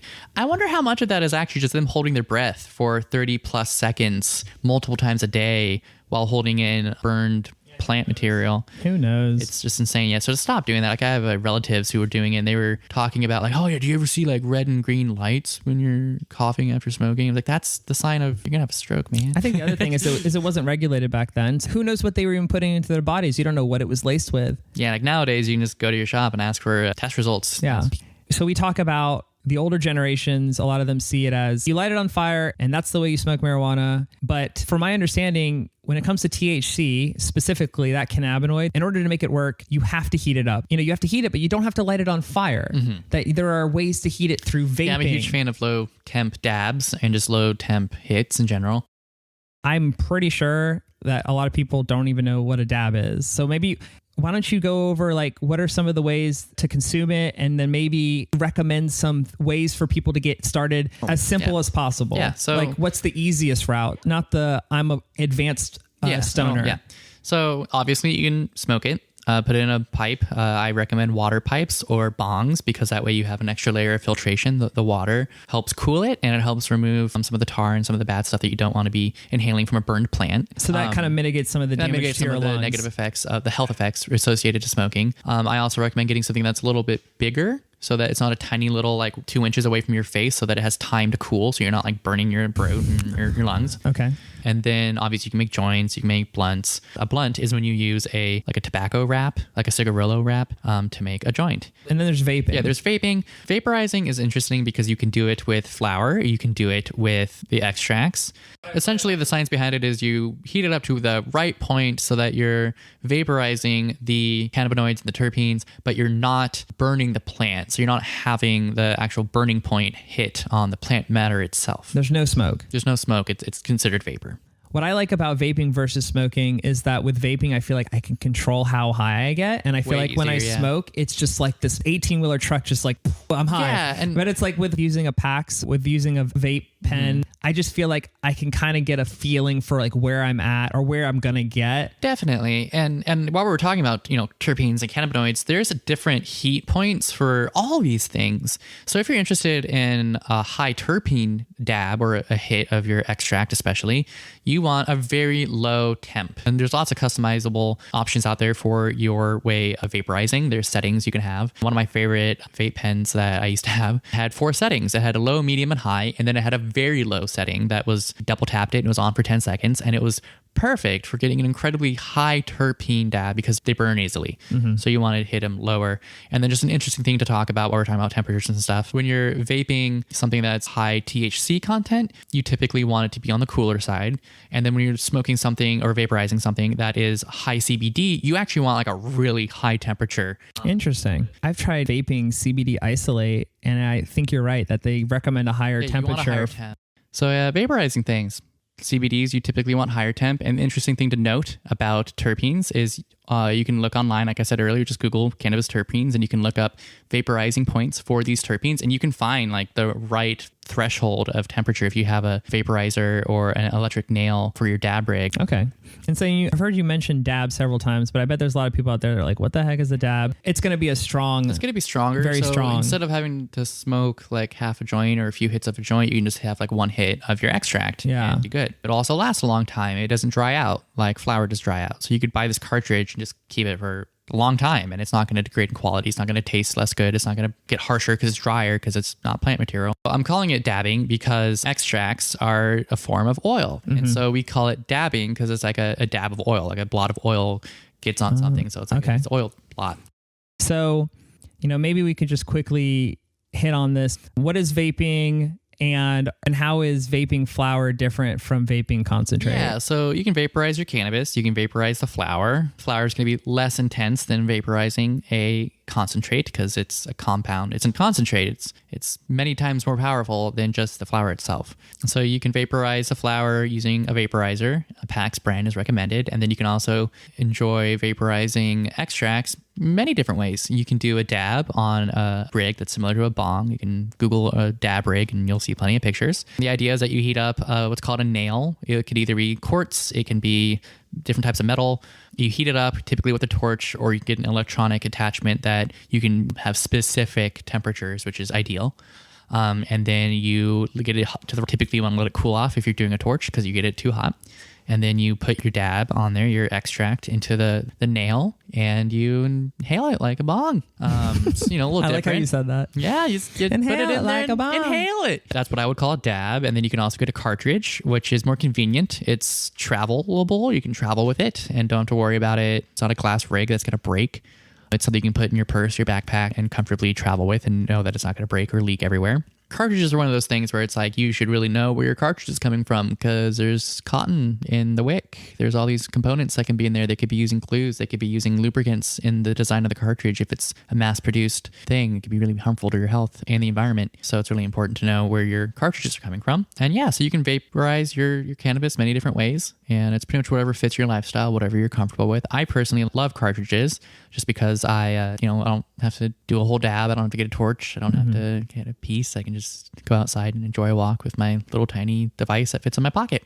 Yeah, it's very convenient. The way it seems to me is that when you pay to get oil in a cartridge to use with a vape pen, are you paying more of a premium because they've done a lot of the work and effort and the processing for you so that you don't have to deal with all this? So you're paying more for an extract just because it takes a lot of equipment and time to make. Yeah, so there is a premium. It's more potent. Okay, so cost-wise, you are looking at more to go the extract route. This information is actually just for me because I'm trying to understand, why would I go to a store and buy flour and use it? Flour's cheaper. Like, you can just buy a gram of flour. Yeah. It's just cheap, and there's more flour than there is oil, so you can get more diverse options. I can tell you that the reason why I would prefer flour is that I want to experience different combinations of cannabinoids and terpenes. Yeah, and flour would be great for that. And you could buy 1 gram here, 1 gram there, and just try different ones. And I feel like flour is more accessible to do that than oil in a vape pen. I really appreciate you allowing me to do some of this foundational work because I think that it's very helpful to people who haven't been exposed to it yet for one reason or another. And so we've talked about vaping concentrate, but there's other ways to consume cannabis. But before we go into that, I heard you say to me earlier that people tend to waste their money on overpriced products that are actually low quality. And so I thought that maybe you could just call some of those out and tell people, hey, don't buy those things. A lot of people are going to just buy something that they probably shouldn't. Yeah, they'll go in there and ask their bud tenders, and not all bud tenders are as educated as they should be. That's okay, you know. It's just a job for some people. But to be on the lookout for, if it has terpenes added, if you go in and you're looking for a cartridge and it's called like pomegranate blueberry, you should just know the terpenes are added and you should stay away from that and go get something that doesn't have additives in it. Like, you don't want a lot of additives in your food. Why would you want additives in your cannabis? And I've experienced this going to stores over in Fife. I was in Fife. I went to a store, and my friend, he was just asking and looking at cartridges, and he doesn't know anything about it. I noticed one of them was like blueberry peach or something. And I already knew the answer. I like to ask questions to bud tenders because they don't know that I already know. And so I asked questions to see how good of a bud tender they are, how knowledgeable they are. And that's actually how I judge whether or not I want to give a store my money or not. I've actually just walked out of stores before and didn't buy anything and went to a different store. And I asked, does this cartridge have added terpenes? And he's like, oh, no, it doesn't. And I was like, oh, well, then how's this peach mango flavor getting in here? Because cannabis doesn't taste like peaches or mango. And then he looked at the package. Oh, wait, yeah, it's added, but those don't affect you at all. Only the cannabinoids affect you. So right then and there, I was like, well, I'm not buying anything from these people. So that's something you can do as a consumer, is go in and kind of gauge the knowledge of the bud tender that you're talking to. And not, he's not representative of the entire store, but he was a manager. So I immediately was like, well, I don't trust this particular store. Or maybe even take a step back and read some reviews online of different stores to see what other people check say. out other stores. Yeah. But yeah, some stores I do highly recommend over in Seattle or Washington. I love Dockside. Dockside's incredible for many reasons. They have a huge emphasis on educating their bud tenders. So going into a Dockside store that their bud tenders are going to be educated on the products they have in their store.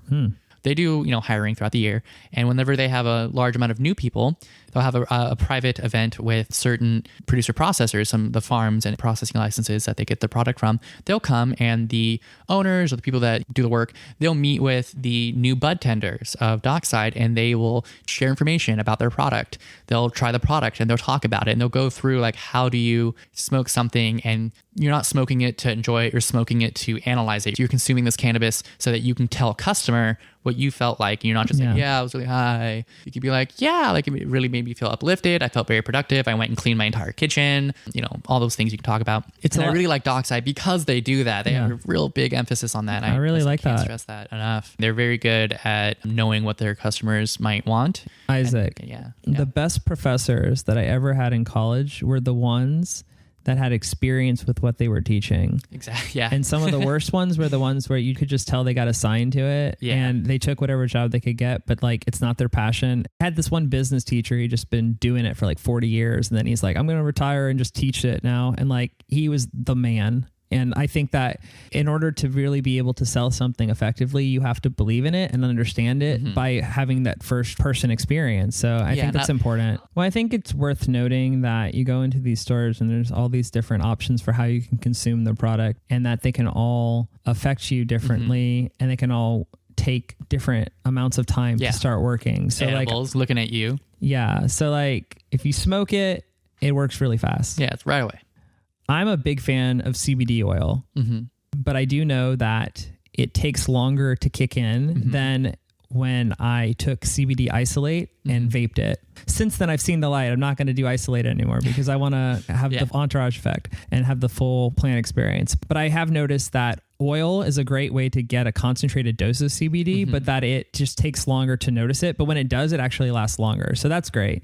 Consuming it, you mean? The ingestible. Like ingesting it. Like you put like a little grain of rice on your tongue and your food because it tastes gross. But yeah, it doesn't taste that great, but it works really well. Oh, it does. I love it. Something that I think for people who don't have a lot of experience that need to know this is that the edible high is different than the smokable high. Yeah, the edible high is definitely going to be a lot more intense because it's typically going to be an extract. You're going to be extracting the cannabinoids from the plant, typically in a fat, in butter or oil. And then your body processes it differently. Your body processes it, in a different way. And it's harder to know your dose. Yeah. Unless you're buying it from a store. If you're buying from a store, it's really easy to know your dose because it's set up that way. So you know how much to eat to get a certain dosage. It's so funny that, food is the most accessible way for somebody new to this to get into it, because they see it and it's something they recognize Yeah, and feel I love food. and they're like, oh, I love Oreos. These Oreos will get me high. Great. And then eat you 5 of them. Right.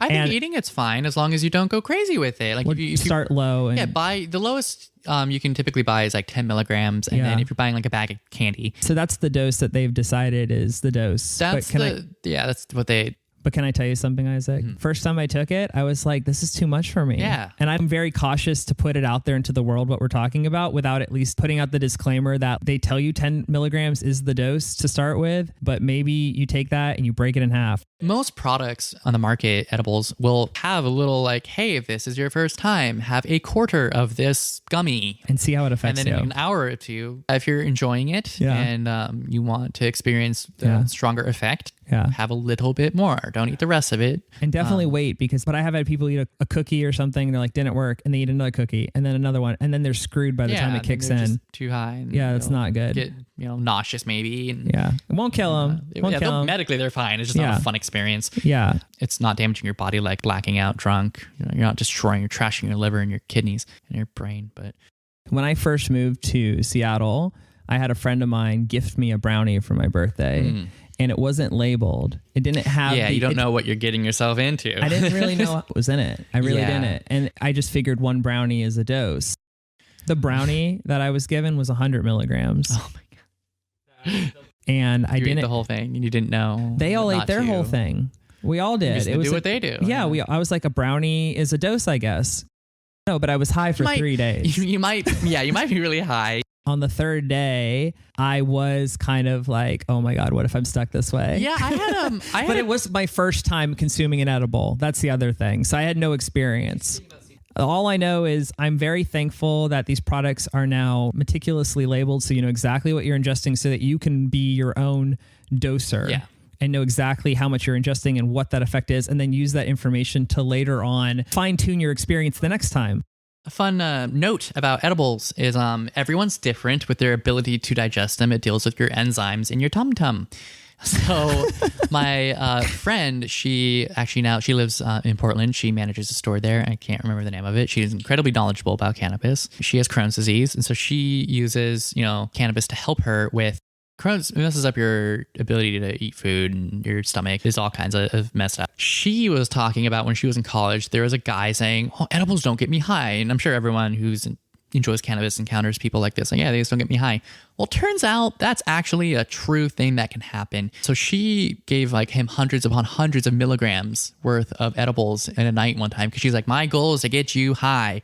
And so she was trying to get him high through edibles, and he just wasn't feeling anything. And then afterwards she looked into it, and that's when she learned, oh my God, it's an enzyme thing. If you don't have these enzymes in your body, you're not going to be able to get high from edibles. So you're going to find these people who are super sensitive. I feel like I'm kind of more on the sensitive side of edibles, because even when I was an everyday smoker of cannabis, if I had an edible that was like 20 milligrams, I would just be like, whoa. Well, other people who they could eat 20 milligrams in a day, they're not like knocked out. I would just go to bed. But yeah, it was just interesting to note that there are people out there who are naturally like immune to edibles, and so they might based on their genetics and there's nothing you can really do about it. And yeah, your sensitivity to edibles is unique to you, and just because your friend who also has never done cannabis before, you guys both went to the store and they had half a gummy or a quarter of a 10 milligram gummy, they had 2.5 milligrams, and they're feeling it, Mr. Krabs. Just because they feel that way doesn't mean you're going to feel that way. You might be more sensitive. That 2.5 milligrams might feel like a 5 to how they feel. So long story short, only use yourself as the example for how it could affect you. Don't look at other people's experiences and think, well, if it had this effect on them, it's going to have the same effect on me. Because my friend's friend in college, if someone looked at him that night, oh, he ate a whole pan of brownies. I can eat a whole pound. No, don't. So just start low and go slow. Exactly. Slowly increase your dose and start very low. Yeah. So can I recommend some my favorite edibles in the Washington market real quick? So why don't we do this? I'm going to have you put together a list of all of your favorite products. And then I'm going to take all of that, and I'm going to make sure that when people come to see this episode, they can see everything and they can just explore all the data. And flower and strain names. And I mean, I think that they would really appreciate your guidance coming from someone who's knowledgeable, and they can point them to some good products to start with. I'm that person that's always like, oh, you should try this. And like people end up buying it. I introduced my friend to sushi, and his wife was upset about that. Why? Because they didn't used to spend money on sushi. Now they spend money on sushi. Worth it. You mean you only live once, though? Maybe. Might live forever. I don't know. To be determined. So, tips. If you were to give any generalized tips or tricks to somebody who's starting out, what would you say? Starting out, just, start slow. Low and slow. And try to find, once you are experimenting, once you have consumed some cannabis in various forms, and especially like smoking in flower in this example and concentrates, once you find something like, oh, I liked that. I liked the way it made me feel. I liked the taste. I liked the smell. I liked everything about it. Learn more about that strain. Just learn more about the things that you like. And then for people who aren't just starting out, people who have been smoking for a long time and consume, educate yourself more, especially on the terpenes, and try to find the terpenes that you want and need, and find that in your product. And then you can start knowing, oh, this strain has these genetics in it. Therefore, I know it's probably going to be a good contender to have like caryophyllene or something. And yeah, some other tips to think about when you're smoking with other people is germs. Sharing. Yeah, sharing. You're sharing germs with people when you're passing a joint or a pipe around. It's strange. It's like you don't share your toothbrush. Yeah, it's actually really gross. It grosses me out. And keep your utensils clean. Clean your bong. Clean your pipe. It's not that hard. Just keep it clean. Empty the water every time and just keep it clean. I've refused, politely. I don't like, oh, you're disgusting. But, people have handed me the bong and I'm like, oh, whoa, I'm not doing that. You're black water, gunk growing on the inside of it. What is wrong with you? But yeah, and then on the topic of like germs, with like joints and blunts and stuff, you don't have to actually touch your mouth with the joint. You can put it in between your ring finger and your middle finger and make a small fist, and then put your mouth in between your opening where your thumb and index finger meet. And then you can inhale and you can play with how much air is getting into the chamber that you've created with your fist. And now you're no longer touching everyone else's lips, and saliva isn't getting into your body, and you're not going to get sick as much. And I can attest to this because when I was working in the farms, when we all hang out, we'd smoke and people would always be sick. Everyone's always sick. Everyone everywhere is always sick all the time. Why? So they're always sick, and they're always like passing on the sickness to each other and sharing these colds. And then one day I saw one of the owners, they were smoking a joint like that. And I was like, oh my God, that is genius. Wow. I didn't. You don't have to touch the joint. Yeah, I didn't know that. So I never touch a joint with my lips if I'm sharing it with anyone. It's a good practice. Okay, how about this? As far as tips related to how do I make sure that I don't get too high, and what do I do if I've gotten too high? Yeah, so obviously don't go crazy. If it's low and slow. Smoking, low and slow. Yeah. And if you find yourself getting too high, the research out there is to go out into the shower and take a warm shower. I hate hot showers, so I hate telling people to take hot showers. But take a hot shower. It should help with your nausea. It should help with your circulatory system because you're warming up. And that should help you feel better and potentially avoid actually like vomiting if you're at that point. What I call green sick, where you took too much of an extract dab and you're just coughing and you feel nauseous and you might actually go vomit. I vomited plenty of times over my many years of consuming cannabis because I was an idiot and I would try dabbing too much or I'd eat too much on 420. So, if you're high, just know that you're going to not be high. It doesn't last forever. It doesn't Keep last that forever. in mind. I read online that people said the chemicals in lemonade can help. Really? I don't know if it's true. Oh. I've also heard about pepper. You can eat black pepper. Like the balls before they're ground up. You could just chew on them. Google this, you guys. If you're listening, just look it up and see if do it works some field for you. research, everyone. Let us know. They might just be like trolling us. I don't know if it's true. But then the other thing that we mentioned that's good to keep in mind is when you smoke something, 90% is absorbed in less than 5 seconds. There's no reason to hold it in any longer than that. Yeah, just hold it in. I always say 3 seconds. So you're not going to get more of the product if you hold it in longer than 3 to 5 seconds. And if you do, you're going to increase the negative side effects and potentially do more harm to your lungs if you're ingesting and your brain. Smoke. It's not just your lungs. Right. Because it's all interrelated. If you have a lack of oxygen, then your brain's going to suffer, right? It's the system that we have to protect because otherwise we wouldn't be able to have conversations like this if we were not functioning. All right. Oh, grinders. I want to talk about grinders. And I might have an unpopular opinion, but I've definitely met plenty of people who support this methodology. So grinders, for people who don't know, is a little metal device that you put your flour in and then you close the cap and you grind it. You shred it. You're shredding your weed, and then it falls down into a compartment below. And typically there's a separate screen right there to help collect and separate what's called the keef. It's like the powdery dust that is cannabis. I'm anti-grinder for so many reasons. I think people should stop using grinders immediately. Grinders, I think, are not good because people don't keep them clean, first off. And not like biological contamination, but just like you're contaminating the strain that you're smoking now with all the strains you smoked before that you haven't cleaned out of your grinder. And then you don't know what's causing what. Especially if you're like a bud tender and you're trying out these strains. If you're grinding it in the same grinder, how the hell can you say you're actually testing this out. Yeah, so you're blending strains together, which if you don't mind, cool. But then you're also losing your keef because you're grinding it and you're agitating it. So pretty much in the industry, you don't want to be handling your product excessively because you're degrading it. You're making it not as good. So the same thing happens when you're at home. You don't like throw your bag of weed around like football because you're going to cause trichomes to fall off. And I think a good analogy for this is I used to be into juicing. I had a juicer and I would juice kale and all kinds of vegetables thinking I would get more nutrition if I just juiced it all. But then I started reading a whole lot about how you want the whole plant because you want all the things that are inside of it and you're getting rid of a lot of what's really good for you. And then I bought a Vitamix and now I'm big into blending up vegetables and masking it with fruit and making smoothies out of it. And I guess that's kind of like what keef is. You're losing a lot of the stuff that would be helpful to you. Yeah, when you're smoking, if you grind it up, you don't add the keef back in. It's just a whole extra hassle. And I don't like hassle. The reason I'm also against a grinder is because oftentimes people don't separate the stem out of their product. They'll start grinding it, and then you're grinding up bits of the stem. And then you're smoking this. Yeah, then you're smoking the stem, which you don't want. Burning wood. You want to burn the flower, not the wood. It's not like the worst thing in the world, but I am one of those people where when I make a bowl, the moment I'm like, okay, it's not really tasting that good, I'll just get rid of it. I'll empty it into the ashtray or pass it off to the rest of the group and they can finish it off. I was that guy that people were like, dude, you waste so much. And it's like, well, I like enjoying the quality taste and effect. I don't want to constantly be getting like a charred burning taste in my mouth. Yeah. And it's more harsh. You shouldn't have to apologize for being a connoisseur. Like my fiance, Nicole, she loves coffee and it's just the more she sure does. Yeah. And so like the more she learns about it, the more she has an acquired taste. And I respect that. And so, you know, I think that is something to be proud of. And then something I've noticed with grinding weed is that you load your bowl up and it's compacted a lot with this ground up material that has more airflow into it. And so people smoke, you add fire to it, it just like consumes so much of the ground material so much faster than if you just left it more in the raw form of flower and you just ripped up off the stem and it lasts longer. It lasts longer when you rip it up yourself instead of using a grinder. When you're using a grinder, it burns so fast because it's been blended.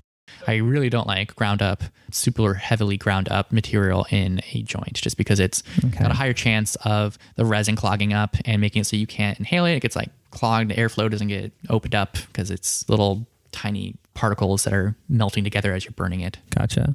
So if anyone out there is still listening by this point, then they must be interested in cannabis, right? So now we're going to talk about the cannabis industry. We both live in Washington State, which is one of the first states in America to fully legalize cannabis. Part of Seattle's laws for recreational cannabis is that you can buy it. Yeah, we cannot grow it. Yeah, Washington's actually really rare in talking about our country in states that allow recreational cannabis. Even some states that don't even have it recreationally legal yet or even medically legal, like Alaska. It wasn't like legal, but you could legally grow there. They just didn't have a regulated market of any kind. I think we might be the only one that doesn't allow it. Why do you think that is? Do you think all these alliances probably lobbied them and said, we want to sell it to them, we don't want them to grow it? No, the alliances are all about home grow. Oh, okay. That's the thing about the cannabis industry. The advocates in the cannabis industry are your friends. You want to know them. Izaak, can you see why I would think that? Oh, I can totally see that because that's what it is in every other industry. Every other industry is like Starbucks doesn't want you brewing your own coffee. And that's what's really cool about the cannabis industry is the more people you learn who are out there being the advocates, being the lobbyists for the cannabis industry, they're just like us, people, your listeners and you and me. They think transparency is important. People should know what they're putting in their body. Yeah. And they think that people should have a right to do what they want at home if it's not harming anyone. They believe you should be able to grow. I think in the next 2 years, we'll have a home grow initiative pass in our state and we'll be able to grow like 6 plants or something. I'm really hopeful for that. I would love to grow a plant. I would love to do it too. I just want to know the experience, what it would be like. I think it's fascinating to grow things yourself. But I would say from a business perspective, maybe they've also taken the stance that, hey, if they grow it at home, they're going to consume it. And they might need to buy stuff at our store to help them consume it. Or they might share it with their friends and then their friends like it. And then their friends, instead of wanting to grow it themselves, they're like, I'm going to go buy some at the store. Like there's so many different ways that even growing it at home for yourself can still transfer over to them making profit. Well, I know one of the arguments against home grow in Washington in the beginning that I forgot to mention was they were trying to stop the black market. That was a big reason people voted to legalize it, was they wanted to stop the black market. So I guess I was referring to like personal use. The moment it became legal, I pretty much just stopped partaking from black market cannabis because I liked knowing where it was coming from, especially once I started working in the industry. I was like, well, I want to support the industry I'm a part of.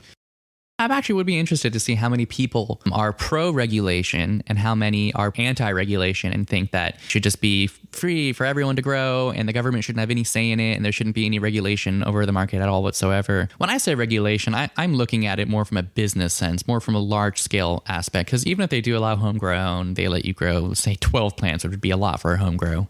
I don't think it's important on a home scale. Like, if you want to grow 20 plants, just do it. Yeah. But if on a recreational scale, when you're growing, 1,000 plants and you are growing outdoors and the pesticides and amendments you're using are entering the water table and they're going out into the air, and you're not just growing for yourself and maybe you're growing for potentially thousands of people to be consuming your product, I really do think there needs to be a regulatory force actually actively paying attention to what's going inside this product, just like we do with our food on a federal level. On a state level, we have recalls of food because current administration has removed a lot of funding and a lot of personnel from regulatory food checking, food safety. Yeah. No, I 100% agree. I'm all for it. I'm all for taxing this product. I'm all for taxing the consumer.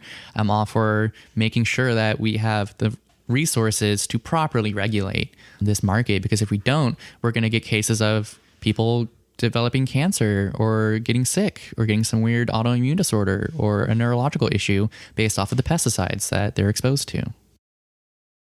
When it comes to regulating cannabis, what did Washington State do right? And what do you think are some of the opportunities for improvement that they still have? Yeah, so I get a lot of questions about like, oh, so you were at a farm, can I buy weed from your farm? I get a lot of questions because people don't understand how the regulatory market is set up in Washington. Or can you buy it and I can buy it from you? Yeah, exactly. I got asked that all the time. It's so just a summary of how Washington State's regulation was set up. So a state passes legalization of cannabis. They have to decide who the governing body is going to be. Is it going to be agriculture? Is it going to be the food? Who's it going to be? And they don't have a lot to base it on. It's Wild West. Choose what you want and pick a methodology and commit to it. So Washington chose to go with the treating cannabis like a controlled substance. So giving it under the jurisdiction of at the time, the Washington State Liquor Control Board, the LCB. So they gave it to them. They also are the ones that regulate tobacco. They also regulate firearms. And I'm sure there's other stuff that I don't know, alcohol and all this, and so hops and all that stuff. So the LCB got it. They just changed the name cleverly to the Washington State Liquor and Cannabis Board, so they didn't have to rebrand all their LCB trucks and all that stuff. So that was really cool. So the LCB gets the right to regulate the market here in Washington, and they decided to create 3 different licenses. You have your producer license, the farm. You got your processor license, the people who trim it and package it, make extracts, send it off to labs to get tested. And then you have your retailer license. Those are the stores. In other states, they still call them dispensaries, but we don't call them that here. Primarily because they don't actually do the duties of a typical dispensary. They don't do anything with the product at the store. You can't open it. It's more like a regular store. You get products that are prepackaged. So the Holy Trinity. It's the Holy Trinity, yeah. And you cannot have all 3 licenses. They set it up so that if you have a farm or if you're a producer, you can be a processor, so you can be a producer processor, but you cannot have a retail license. If you're just a producer, you can't trim your own product and package it and sell it to a store. You have to sell it to a processor who then does all that work, and then they sell it to a store. Why is that? So they did this to help prevent a monopoly from forming, to prevent one company or small group of people from owning all 3 licenses and growing and selling exclusively to this processor who's processing exclusively for this retailer. Do you think any of them collude? Oh, most definitely. So it's happening anyway. It's just it's happening with large families who have wealthy family members. You can all buy each, my sister has this license, my brother has that license. We all have these different licenses and we all work together. It's built because it's all self-reporting. The license itself is responsible for maintaining the traceability, maintaining the data that's collected on their inventory, how much they have, where it is on the farm. So they're responsible for maintaining all that data, and then it's all internalized. It's all kept inside the industry. So if you're one person that owns all 3 licenses, it would be so easy for you to cook your books and inflate or deflate values to benefit whatever you have going on. That's one of the things they've done right then, is the separation. That's good. That is actually something I think is a good thing. I like that. I think it's a good thing to help prevent people manipulating. What do you wish that they would have done better? I really wish that they would have regulate a little bit more. Pesticides is a great example. Washington's okay, but we're not the best. We're not the worst. So at least in the very beginning, they did not require any pesticide testing whatsoever at all, not a single bit. So people could have these chemicals that were known carcinogens. They are known to give you cancer. Some really nasty stuff was allowed. And so the industry itself, Washington Cannabis Alliance, the Washington State Sun Growers Association, there's so many different cannabis associations out there just in Washington, and they want this market regulated. And there's a big argument you'll hear from advocates is if we don't self-regulate our own market, no one else is going to, and people could get hurt. And a lot of this happened, this was a few years ago, DOMA, D-O-M-A, it's a very big processor. So their thing, and they were really big in medical. And so they became I-502 recreational producer processor, and they were making oils and extracts and stuff. And they were donating their CBD stuff to one of the children's hospital. But they were donating their stuff and being like, look at us, great publicity. Like we're donating our medicine to help kids with cancer. We're amazing. Look at us, buy our stuff. And someone tested their products for pesticides, and they were just red flags all the way. And it was a huge deal. What they were doing was they were taking plants that they set aside in a separate room, and they would send those off for pesticide testing to show that they were clean. And then they would use these pesticides on the rest of their crop. And then to defend themselves, they said that they were allowed to use these in the medical market back then and were grandfathered in. Like we should be fine to do this. No, obviously not. No, not at all.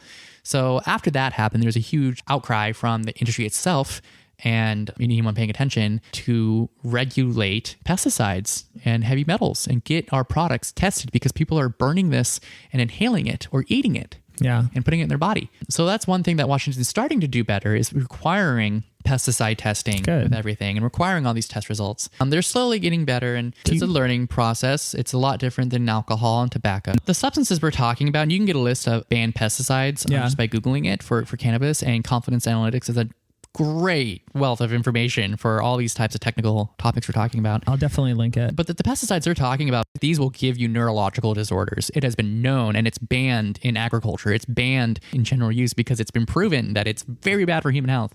So that's one thing that Washington started off abysmal. It's disgusting to think about the stuff that people were putting in their bodies without knowing it. Yeah. But now it's becoming better, and they're requiring pesticide testing. It's just really nice. And I'm waiting for this whole time for Washington organic certified cannabis. That hasn't happened yet. So it's all third-party organizations like Clean Green Certifications that go to these farms and verify that, all right, you're growing with organic inputs and you're growing sustainably and you're actively trying to decrease your carbon footprint each year. We calculate what your carbon output is and try to get it down various ways. So that's a cool thing about Washington. Does Washington State incentivize sustainable growing practices? Absolutely not. So that's another opportunity for improvement. Yeah, it's a real big problem. So Washington State voted, and the people voted to make cannabis legal. And then what happened was we have all these different counties who were saying, we're cool with it, with an asterisk, and then other ones saying, we're not cool with this at all. So you found in the beginning, you found counties saying, yeah, sure, it's fine. And then like 6 months or a year later, like, you know what, never mind. We don't want extractors. We don't want people extracting, making extracts here. But they already had these people approved and setting up shop, setting up everything. Same thing with outdoor grows, which are sustainable growing. You can't have an indoor sustainable grow. Like the amount of CO2 you're using to power your lights, your heaters, your air conditioners, your air purifiers, your everything. It's a drain on the power grid. And so you're generating a lot more CO2 than if you just put the plants outside. So it's better for the environment to use natural resources. In the sense of light and atmospheric controls. Yes. What if you were to use solar panels to run an indoor facility? I mean, solar panels, you can argue, aren't very environmentally friendly in the manufacturing of it and the way you create them. But even then, you need so much. Like, just why not just use the sun that you're harnessing to power your lights? Why not just put your plants outside? So if you have the option to, sun is the way to go. Yeah, I am a firm believer that cannabis should only be grown using the sun. It's free. It's right there. You're not consuming power to generate these bright lights, and it's full spectrum light. You can still do light deprivation. You just pull the curtains over the hoop houses or the greenhouse, and you can still grow. I was fortunate last night to be at the second annual Sun Cup here in Seattle. And the Sun Cup, for people who don't know, I highly encourage you looking up the Sun Cup because it's getting bigger and bigger. It was bigger than it was last year. The Sun Cup is a competition for sun growers of Washington State. This year they had like 20 something categories ranging from best THC flower, CBD flower, infused joint, so a joint that has extracts in it, various types of extracts are broken down by different categories. So it wasn't just extract, cartridges versus non-cartridges. And all of this was done in a blind test with judges that had no idea what brand, what strain they were smoking. Everything was numbered and it was very well done. Sun Cups are very big on transparency. They're very big on letting you know how the judging was done and so that you don't think it's being manipulated because there are sponsors, people paid to help support the Washington State Sun Growers Association. If you're interested in organic food, if you're interested in sustainable growing practices outside of cannabis, I highly recommend that you look into the Washington State Sun Growers Association or in whatever state you might be in that has a legal cannabis market. I hope that there is a Sun Growers Association in your state that you should learn more about and consider contributing to, or at least just learning about. Because fun little fact, Washington State in the beginning when they were allowing 502 cannabis to become a thing, they were not going to let outdoor grows become a thing. You'd have to do it inside a building. Why? Misconception, scientific illiteracy. You'd think it'd be the opposite, that you can hide things inside and that outside is more transparent. That's the way I would think about it. You think, yeah, but it's a lot of factors. There's industries pre-existing that don't want to share their resources like water and potential land with cannabis growers. There's ignorant people out there who believe that cannabis pollen, first off, you grow female plants, but they were afraid that the pollen from these female cannabis plants, which come from males, would fertilize their wheat and their corn and their apples. And they were afraid that cannabis was going to start showing up inside their crops. So all these scientifically illiterate opinions. Is that like how windmills are bad? Bad, cause cancer. Yeah. Yeah. God. And yeah, so that's one of the reasons. And then also, they just really didn't want to share it. You got neighbors, they'll complain about the smell, but then they live right next to cows that smell awful and cannabis smells great. But yeah, so they were actually going to not allow it. And then the head of the Washington State Sun Growers Association, and before he formed that organization, he was a huge factor in creating sun-grown cannabis in Washington State. He was in Olympia. He was making the sound to let them know, like, no, like we need this. It's important. It's more sustainable economically and environmentally and ethically to grow sun-grown cannabis. Just a shout out to sun-grown cannabis out there. And I encourage consumers in Washington to learn more about it. So would you say for like the listeners out there who go into a store to purchase cannabis that they should be using a metric of whether this was grown in the sun versus in a grow house, that they should prefer sun-grown cannabis? And would they be able to tell me that? The bud tender? Would they want to share that? There's been this huge unfair treatment of outdoor cannabis for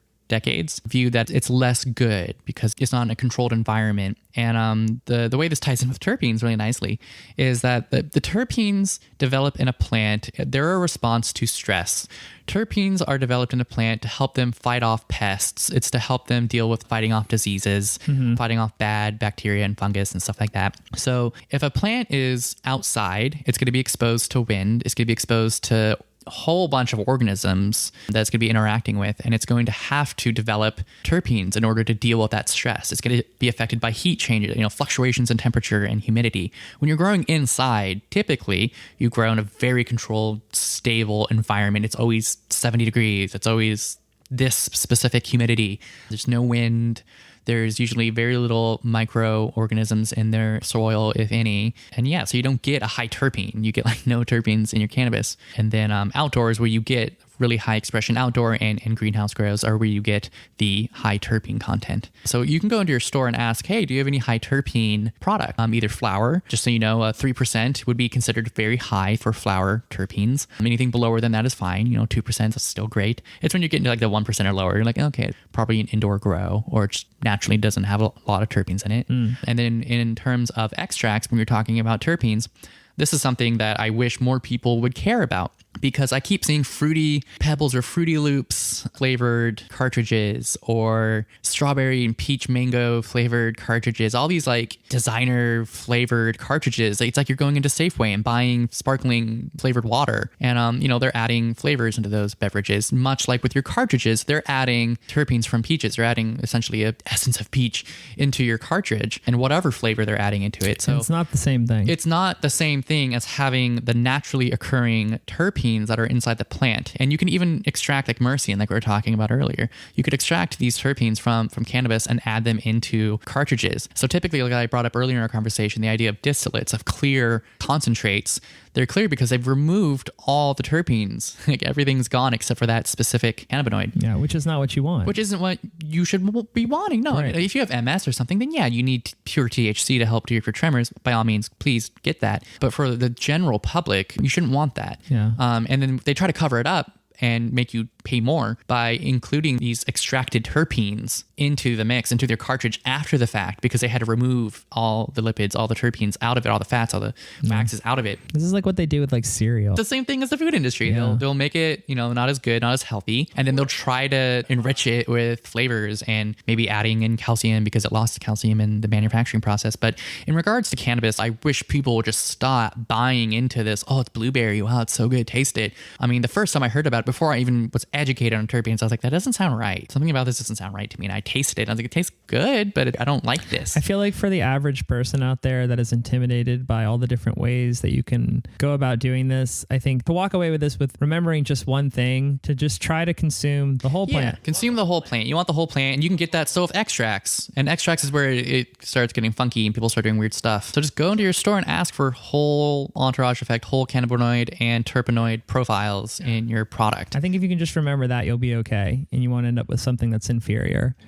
So we've talked about some of the things that Washington State has done right and some of the opportunities that they still have for improvement.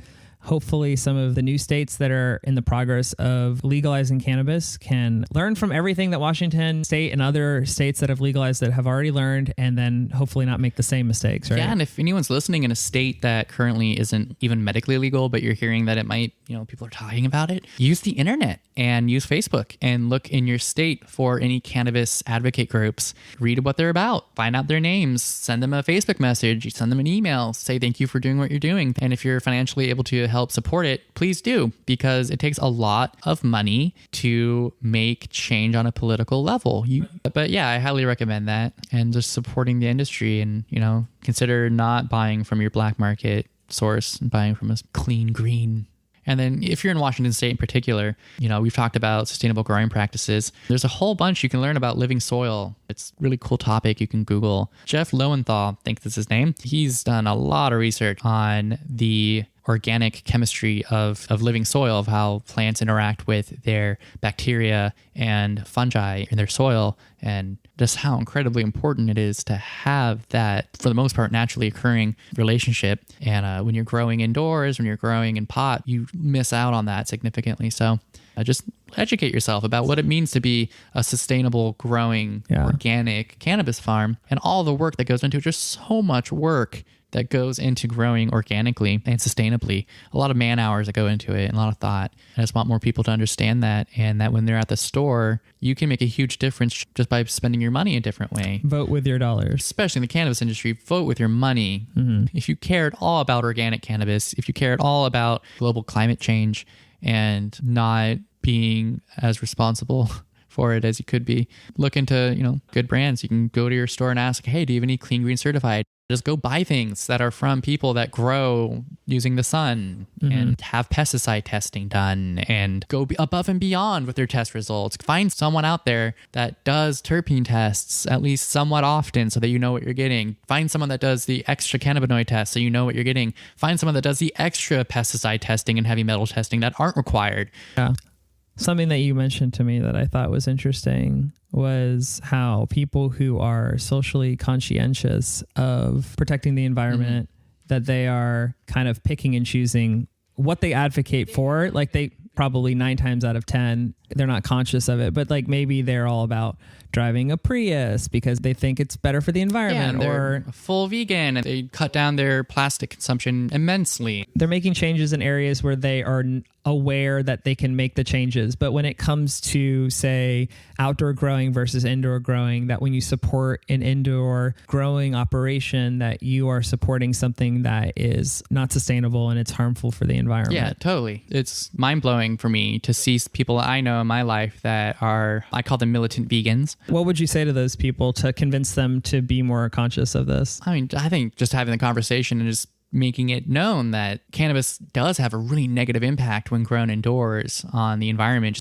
You guys can just Google this. You can look up like energy output of indoor cannabis farms versus outdoor farms. And there's plenty of information out there to support the claim that indoor is disastrously high in carbon emissions. And I think when you live in a state where there's so many options, you really don't have any excuse. Yeah, you don't. Like, I feel like if you were living in a place like Nebraska, it's like you take what you can get. But when you live in a place where it's abundantly available, then you should be able to... Not all stores are equal. Some stores will way mark up prices for things just because they can. Do you think they mark up outdoor cannabis?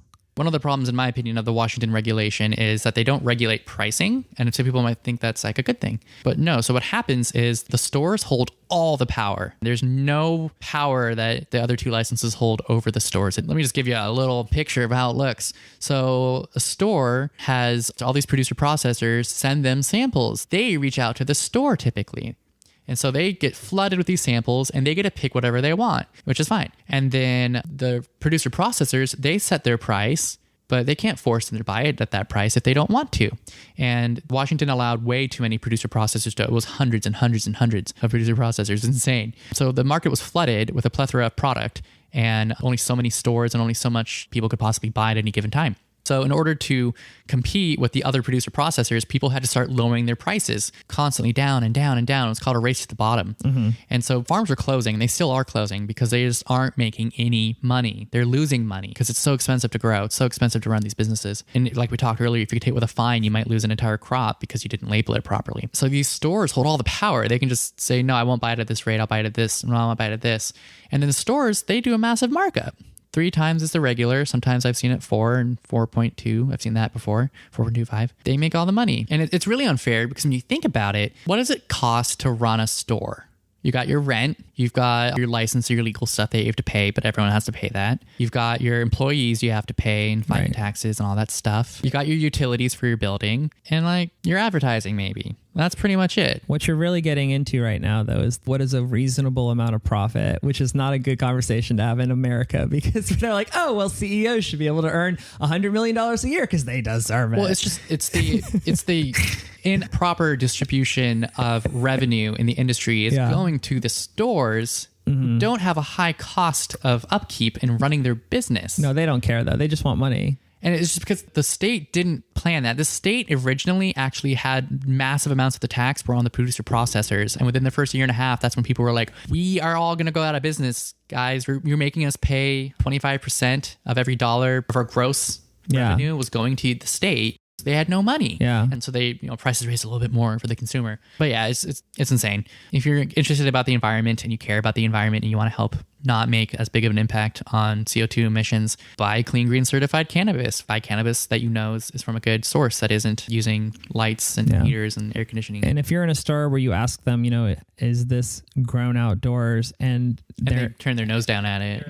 Yeah, let's go somewhere else. And this has been going on for decades. This huge outdoor isn't as good as indoor because it's not as controlled. It doesn't look as good. Because indoor, you can let it grow and it's not going to get messed up looking, for lack of a better word. The buds will be more uniform and there's no stress. There's not breaking from wind or anything like that. I personally think it's more potent and better to have outdoor cannabis because of the terpenes. We talked earlier, the terpenes develop through stress. And so when you're indoor, you don't get that stress. So in my opinion, I think outdoor, you get a better bang for your buck. Got it. And typically outdoor sells at a lower price than indoor. Because of the appearance. Because of the appearance and because of the stigma and the negative attitude towards outdoor grows that have always been there. So it's really interesting because you can actually get cheaper. The cheaper flower is often better quality if you're comparing an indoor to an outdoor. I'm sure you're aware of this, but can I tell you how I see a lot of people just buy their cannabis when we go to a store is they look at all the names and they say, I like that name. Yep. I like that name. Oh, it's a fun thing for people to know since I'm an insider of the industry. I mean, that. The names mean absolutely nothing. You can name anything in this industry. Right? It doesn't matter. I could grow a plant and I don't know what it is and I could call it Obama Kush. Right. And there's no one to tell me I can't do that. So you have to look at the test results. They're called certificates of analysis, COAs. Go into a store. Can I get a COA for this product? They'll give it to you. If they don't, well, go somewhere else. Go to Dockside. Dockside. Yeah, they're great. They should give you something for this. That would be nice. Okay, so questions that I have taken from social media, and so I'm going to read them out exactly how they have written them. Okay, great. I love it. And you can answer them any way you want, All or we right. can skip them all together. No, I'm down. So here's the first question. Is there a good way I can keep sativa and indica's effects straight? I've tried for years to come up with a mnemonic device for it, but for the life of me, I can't remember which is head and which is body, LOL. And so I think that, we've kind of covered earlier that the concept of sativa and indica is kind of a farce now, that it's not a useful metric to go by. Yeah, it's not. But to answer the question still, I used to have an issue with it too, because I would say indica in my head. So that's the head high?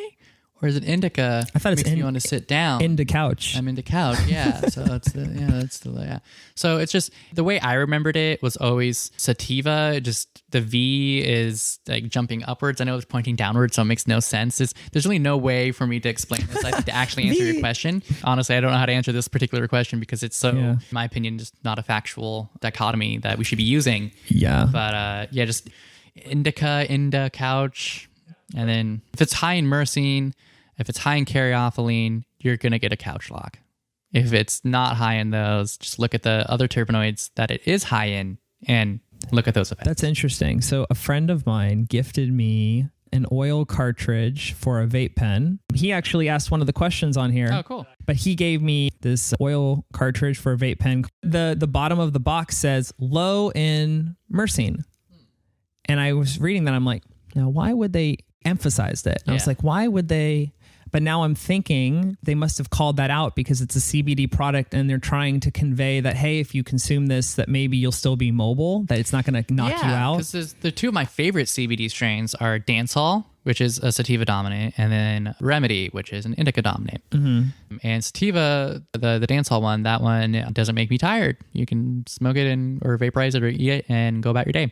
Whereas the Remedy has a higher likelihood of making you a little sleepy, making you want to go to sleep and help you go to sleep. They're both great for pain management. They're both pretty much pure CBDs, 1% or less THC, and 18 to 25% typically in CBD. So it's really abnormally high.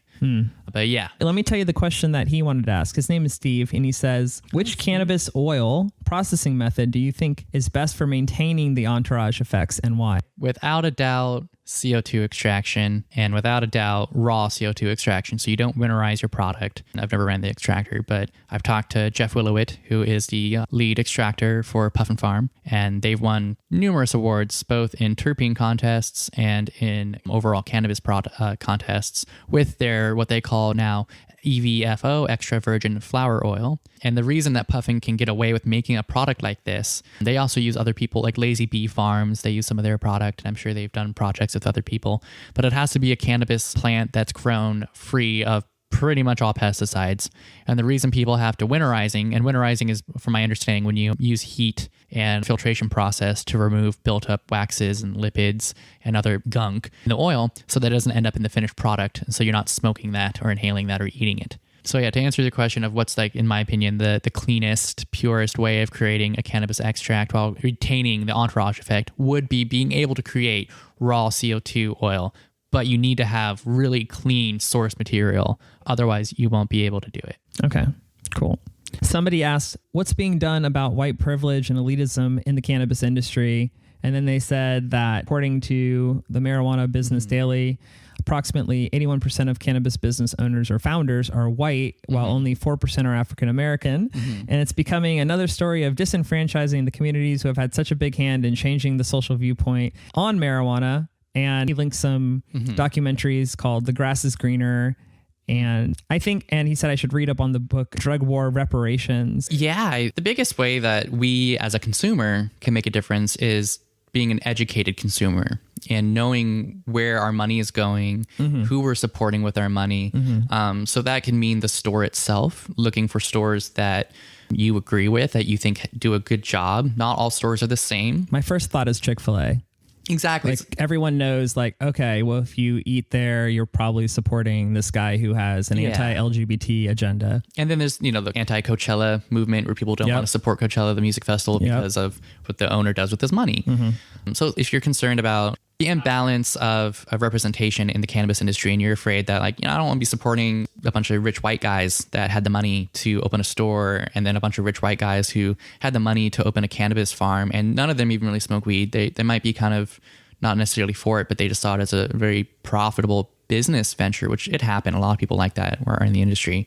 And if you want to find people who genuinely care about the product and the consumer and the world, and they care about growing in an organic, sustainable method, and you're interested in finding female-ran farms, female-ran or people of color.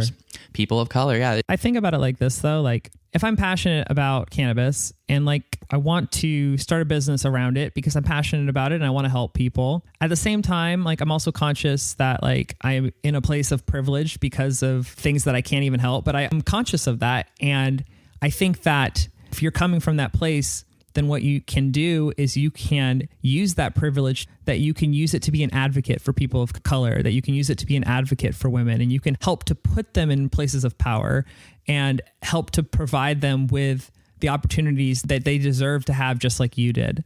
And so I think it's even more the responsibility of the people who have the privilege to make sure that other people are being treated fairly and have the same opportunities for success.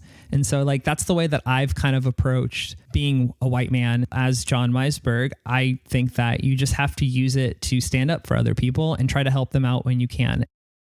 Here's a question you might be able to speak to because of your experience. Someone said, how have the last few years in Washington State impacted small family-run farms with the corporate takeover of the industry? First of all, is that true? Yeah, that's a thing. Yeah. The corporate takeover being like Marlboro Man kind of companies, or are you talking about like big families with lots of wealth? Big families with lots of money. And they push little guys out. Kind of. Good Burger, Mondo Like Burger. I mentioned earlier, the state started regulation with 3 different licenses: producer, processor, and retailer. And then inside the producer side, there's 3 different types of producer licenses, a tier system: tier 1, tier 2, and tier 3. The tier size has to deal with the amount of cannabis you're allowed to grow, your canopy square footage. And so tier 3 would be the biggest, and tier 1 would be the smallest. Tier 1 is cheaper to get the license for. It's cheaper to run because you can only grow a smaller amount. Well, if you're an outdoor grow, you can only grow 1 time a year, maybe 2 if you do a lot of light depping, versus an indoor grow, which you can grow constantly year round. It doesn't matter what time of the year it is. So what happened was the indoor grows, which are very expensive to grow because you have such a high energy consumption and you usually have to build nice buildings for it, they have a lot of money. And so when they have a lot of money, they can afford to stay in business when they're not making a lot of money right now in the first few years. Fat Panda, I'm just going to call them out. Fat Panda is a company out there that I very strongly disagree with on a philosophical, on a moral level, economical level. They have so much money funding them. They have their own branded boxes. When you go into the back of a recreational store, you'll see if they have Fat Panda products, you'll see boxes upon boxes that they use of branded Fat Panda, just cardboard boxes. And that costs a lot of money just to do stuff like that. And they have that all over the place. So they're an indoor grow and they have the money to undersell anyone. They just can. They grow so much. They have so much money behind them. It doesn't matter if they lose some money here and there. Yeah. So because they're also developing a brand. yeah, they branded hard and they branded great. Everyone loves pandas. Yeah. Great job. What was the question? I mean, I think we've addressed it. He was just saying, like, how have the last few years impacted small family-run farms? Yeah. And so basically, it sounds like what you're saying is it's not good. It's mixed because the things that we talked about that I think are important, a lot of people agree are important, are getting tests done, getting testing for everything done. It's expensive to do tests. It can be $200+ for a test. And the way Washington has it set up is the producer processes, they have to test every 5 pounds of flour. And it's called, you make it into a lot. So every 5 pounds of flour has to be tested for a strain. So if you've got 200 pounds, that's 200 divided by 5. That's a lot of tests. Times that by 200, it's a lot. $250. That's a lot of money spent. Yeah. And if you're a small tier 1, family-owned, family-operated, and when I say family-owned, family-operated, I'm not talking about like me and my sister, me and my brother, we run this farm and we have all these employees underneath us. I mean, like, it's literally just the family itself running the farm. There aren't hired help. There might be one person like a temp, but like those people, it's expensive for them to do these tests. They can't keep up. They can only do a small amount of crops a year. And so, yeah, it's tough, especially with the flood of producer processor licenses that happened and you started off, you don't have a lot of money. It's just hard. But there are still some tier 1, tier 2s out there that are really small and they're getting by. But to be honest, the producer processors are struggling all over the state constantly. It's not just the small mom and pop farm. It's pretty much every farm that doesn't have millions of dollars backing it. Someone else asked, should more attention be put on the negative effects of marijuana? And why does it seem like these are understated or downplayed?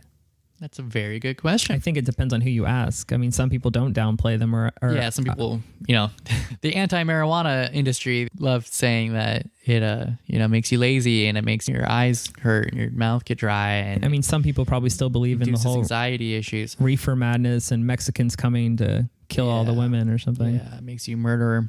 But in realistic terms, the actual downsides of cannabis, I think they should totally be talked about more. And like John and I talked earlier in our discussion.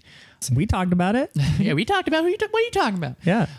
So obviously things should be talked about in school. I think we should have actual education on substances in school so that kids know growing up, like, oh, so this is the physiological change in my body. When we drink alcohol, this is what happens to our brain, our liver, our lungs, our kidneys. I never got that. And no, we don't. I never got that in school. If someone had told me in high school, hey, your brain is growing until you're 26, that's what science says. And if you drink alcohol or if you smoke weed, that you're going to do potentially permanent damage to the rest of your life, I would think to myself, you know what? That is a solid argument. And I think that would be way more effective than any kind of abstinence only, don't even talk about it, education. And then on the topic of anxiety, I know a lot of people who suffer from anxiety and a lot of people who have had bad experiences with cannabis and their anxiety.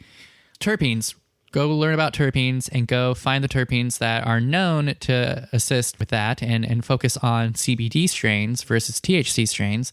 But in regards to the question about negative side effects of cannabis and should it be talked about more, absolutely. I think people should be made aware that high THC and certain terpenes are not helpful for people with anxiety and maybe not helpful with people with depression, so that people can make an educated decision on the cannabis that they try.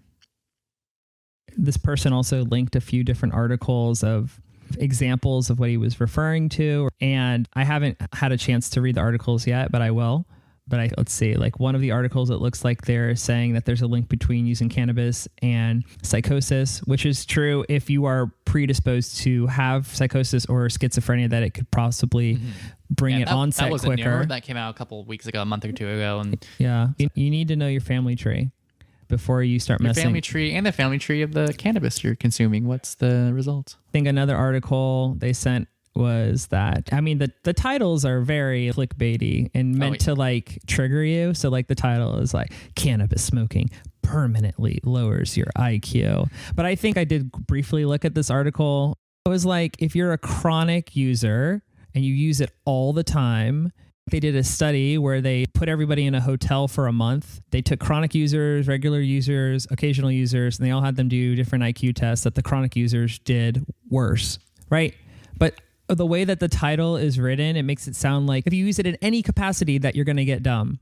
You're going to become less intelligent. And I think that there's an agenda behind that title, I feel like. Now I'm interested in looking up the source and why they would title it that way. I mean, maybe just for clicks and they're trying to make money. But what's the other article they sent? That cannabis use and car crash injury. I actually watched a video on this, and it was, they had somebody get behind the wheel of a car who had just had a lot to drink. And they had somebody else get behind the wheel of a car who had smoked cannabis. And the person who smoked cannabis actually performed really well.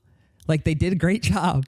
And like, I'm not advocating that you go get behind the wheel and drive high, but I know there are people that do it and they do it effectively and safely. That's going to be a really interesting conversation to have in the future until self-driving cars become a thing, because I know that police officers don't have a really accurate way to know whether or not somebody has had I remember seeing something a couple months ago about like a breathalyzer for weed, but I think it was just like seeing if it works. From my understanding, it's not even really an accurate way to figure out whether or not somebody is capable of operating the machinery effectively or not. It's not a useful metric, but somebody else asked, they didn't even ask a question. They just put 3 bullet points. They just said cannabis stocks, cannabis cryptocurrency, and cannabis upcoming regulation. Yeah, I'll be real brief. So cannabis stocks, it's a thing. And if you're interested in getting into it, go into the markets and do it.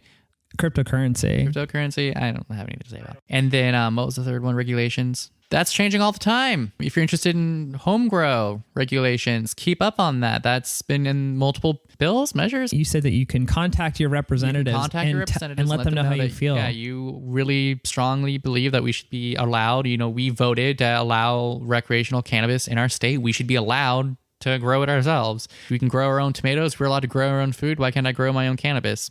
And then also on the regulation side, we're always trying to improve safety. Safety of the consumer is always our number one concern. And the regulations are there to help facilitate a healthy market. And, some things in the beginning were not smart. Like they used to force us to do a 24-hour quarantine period.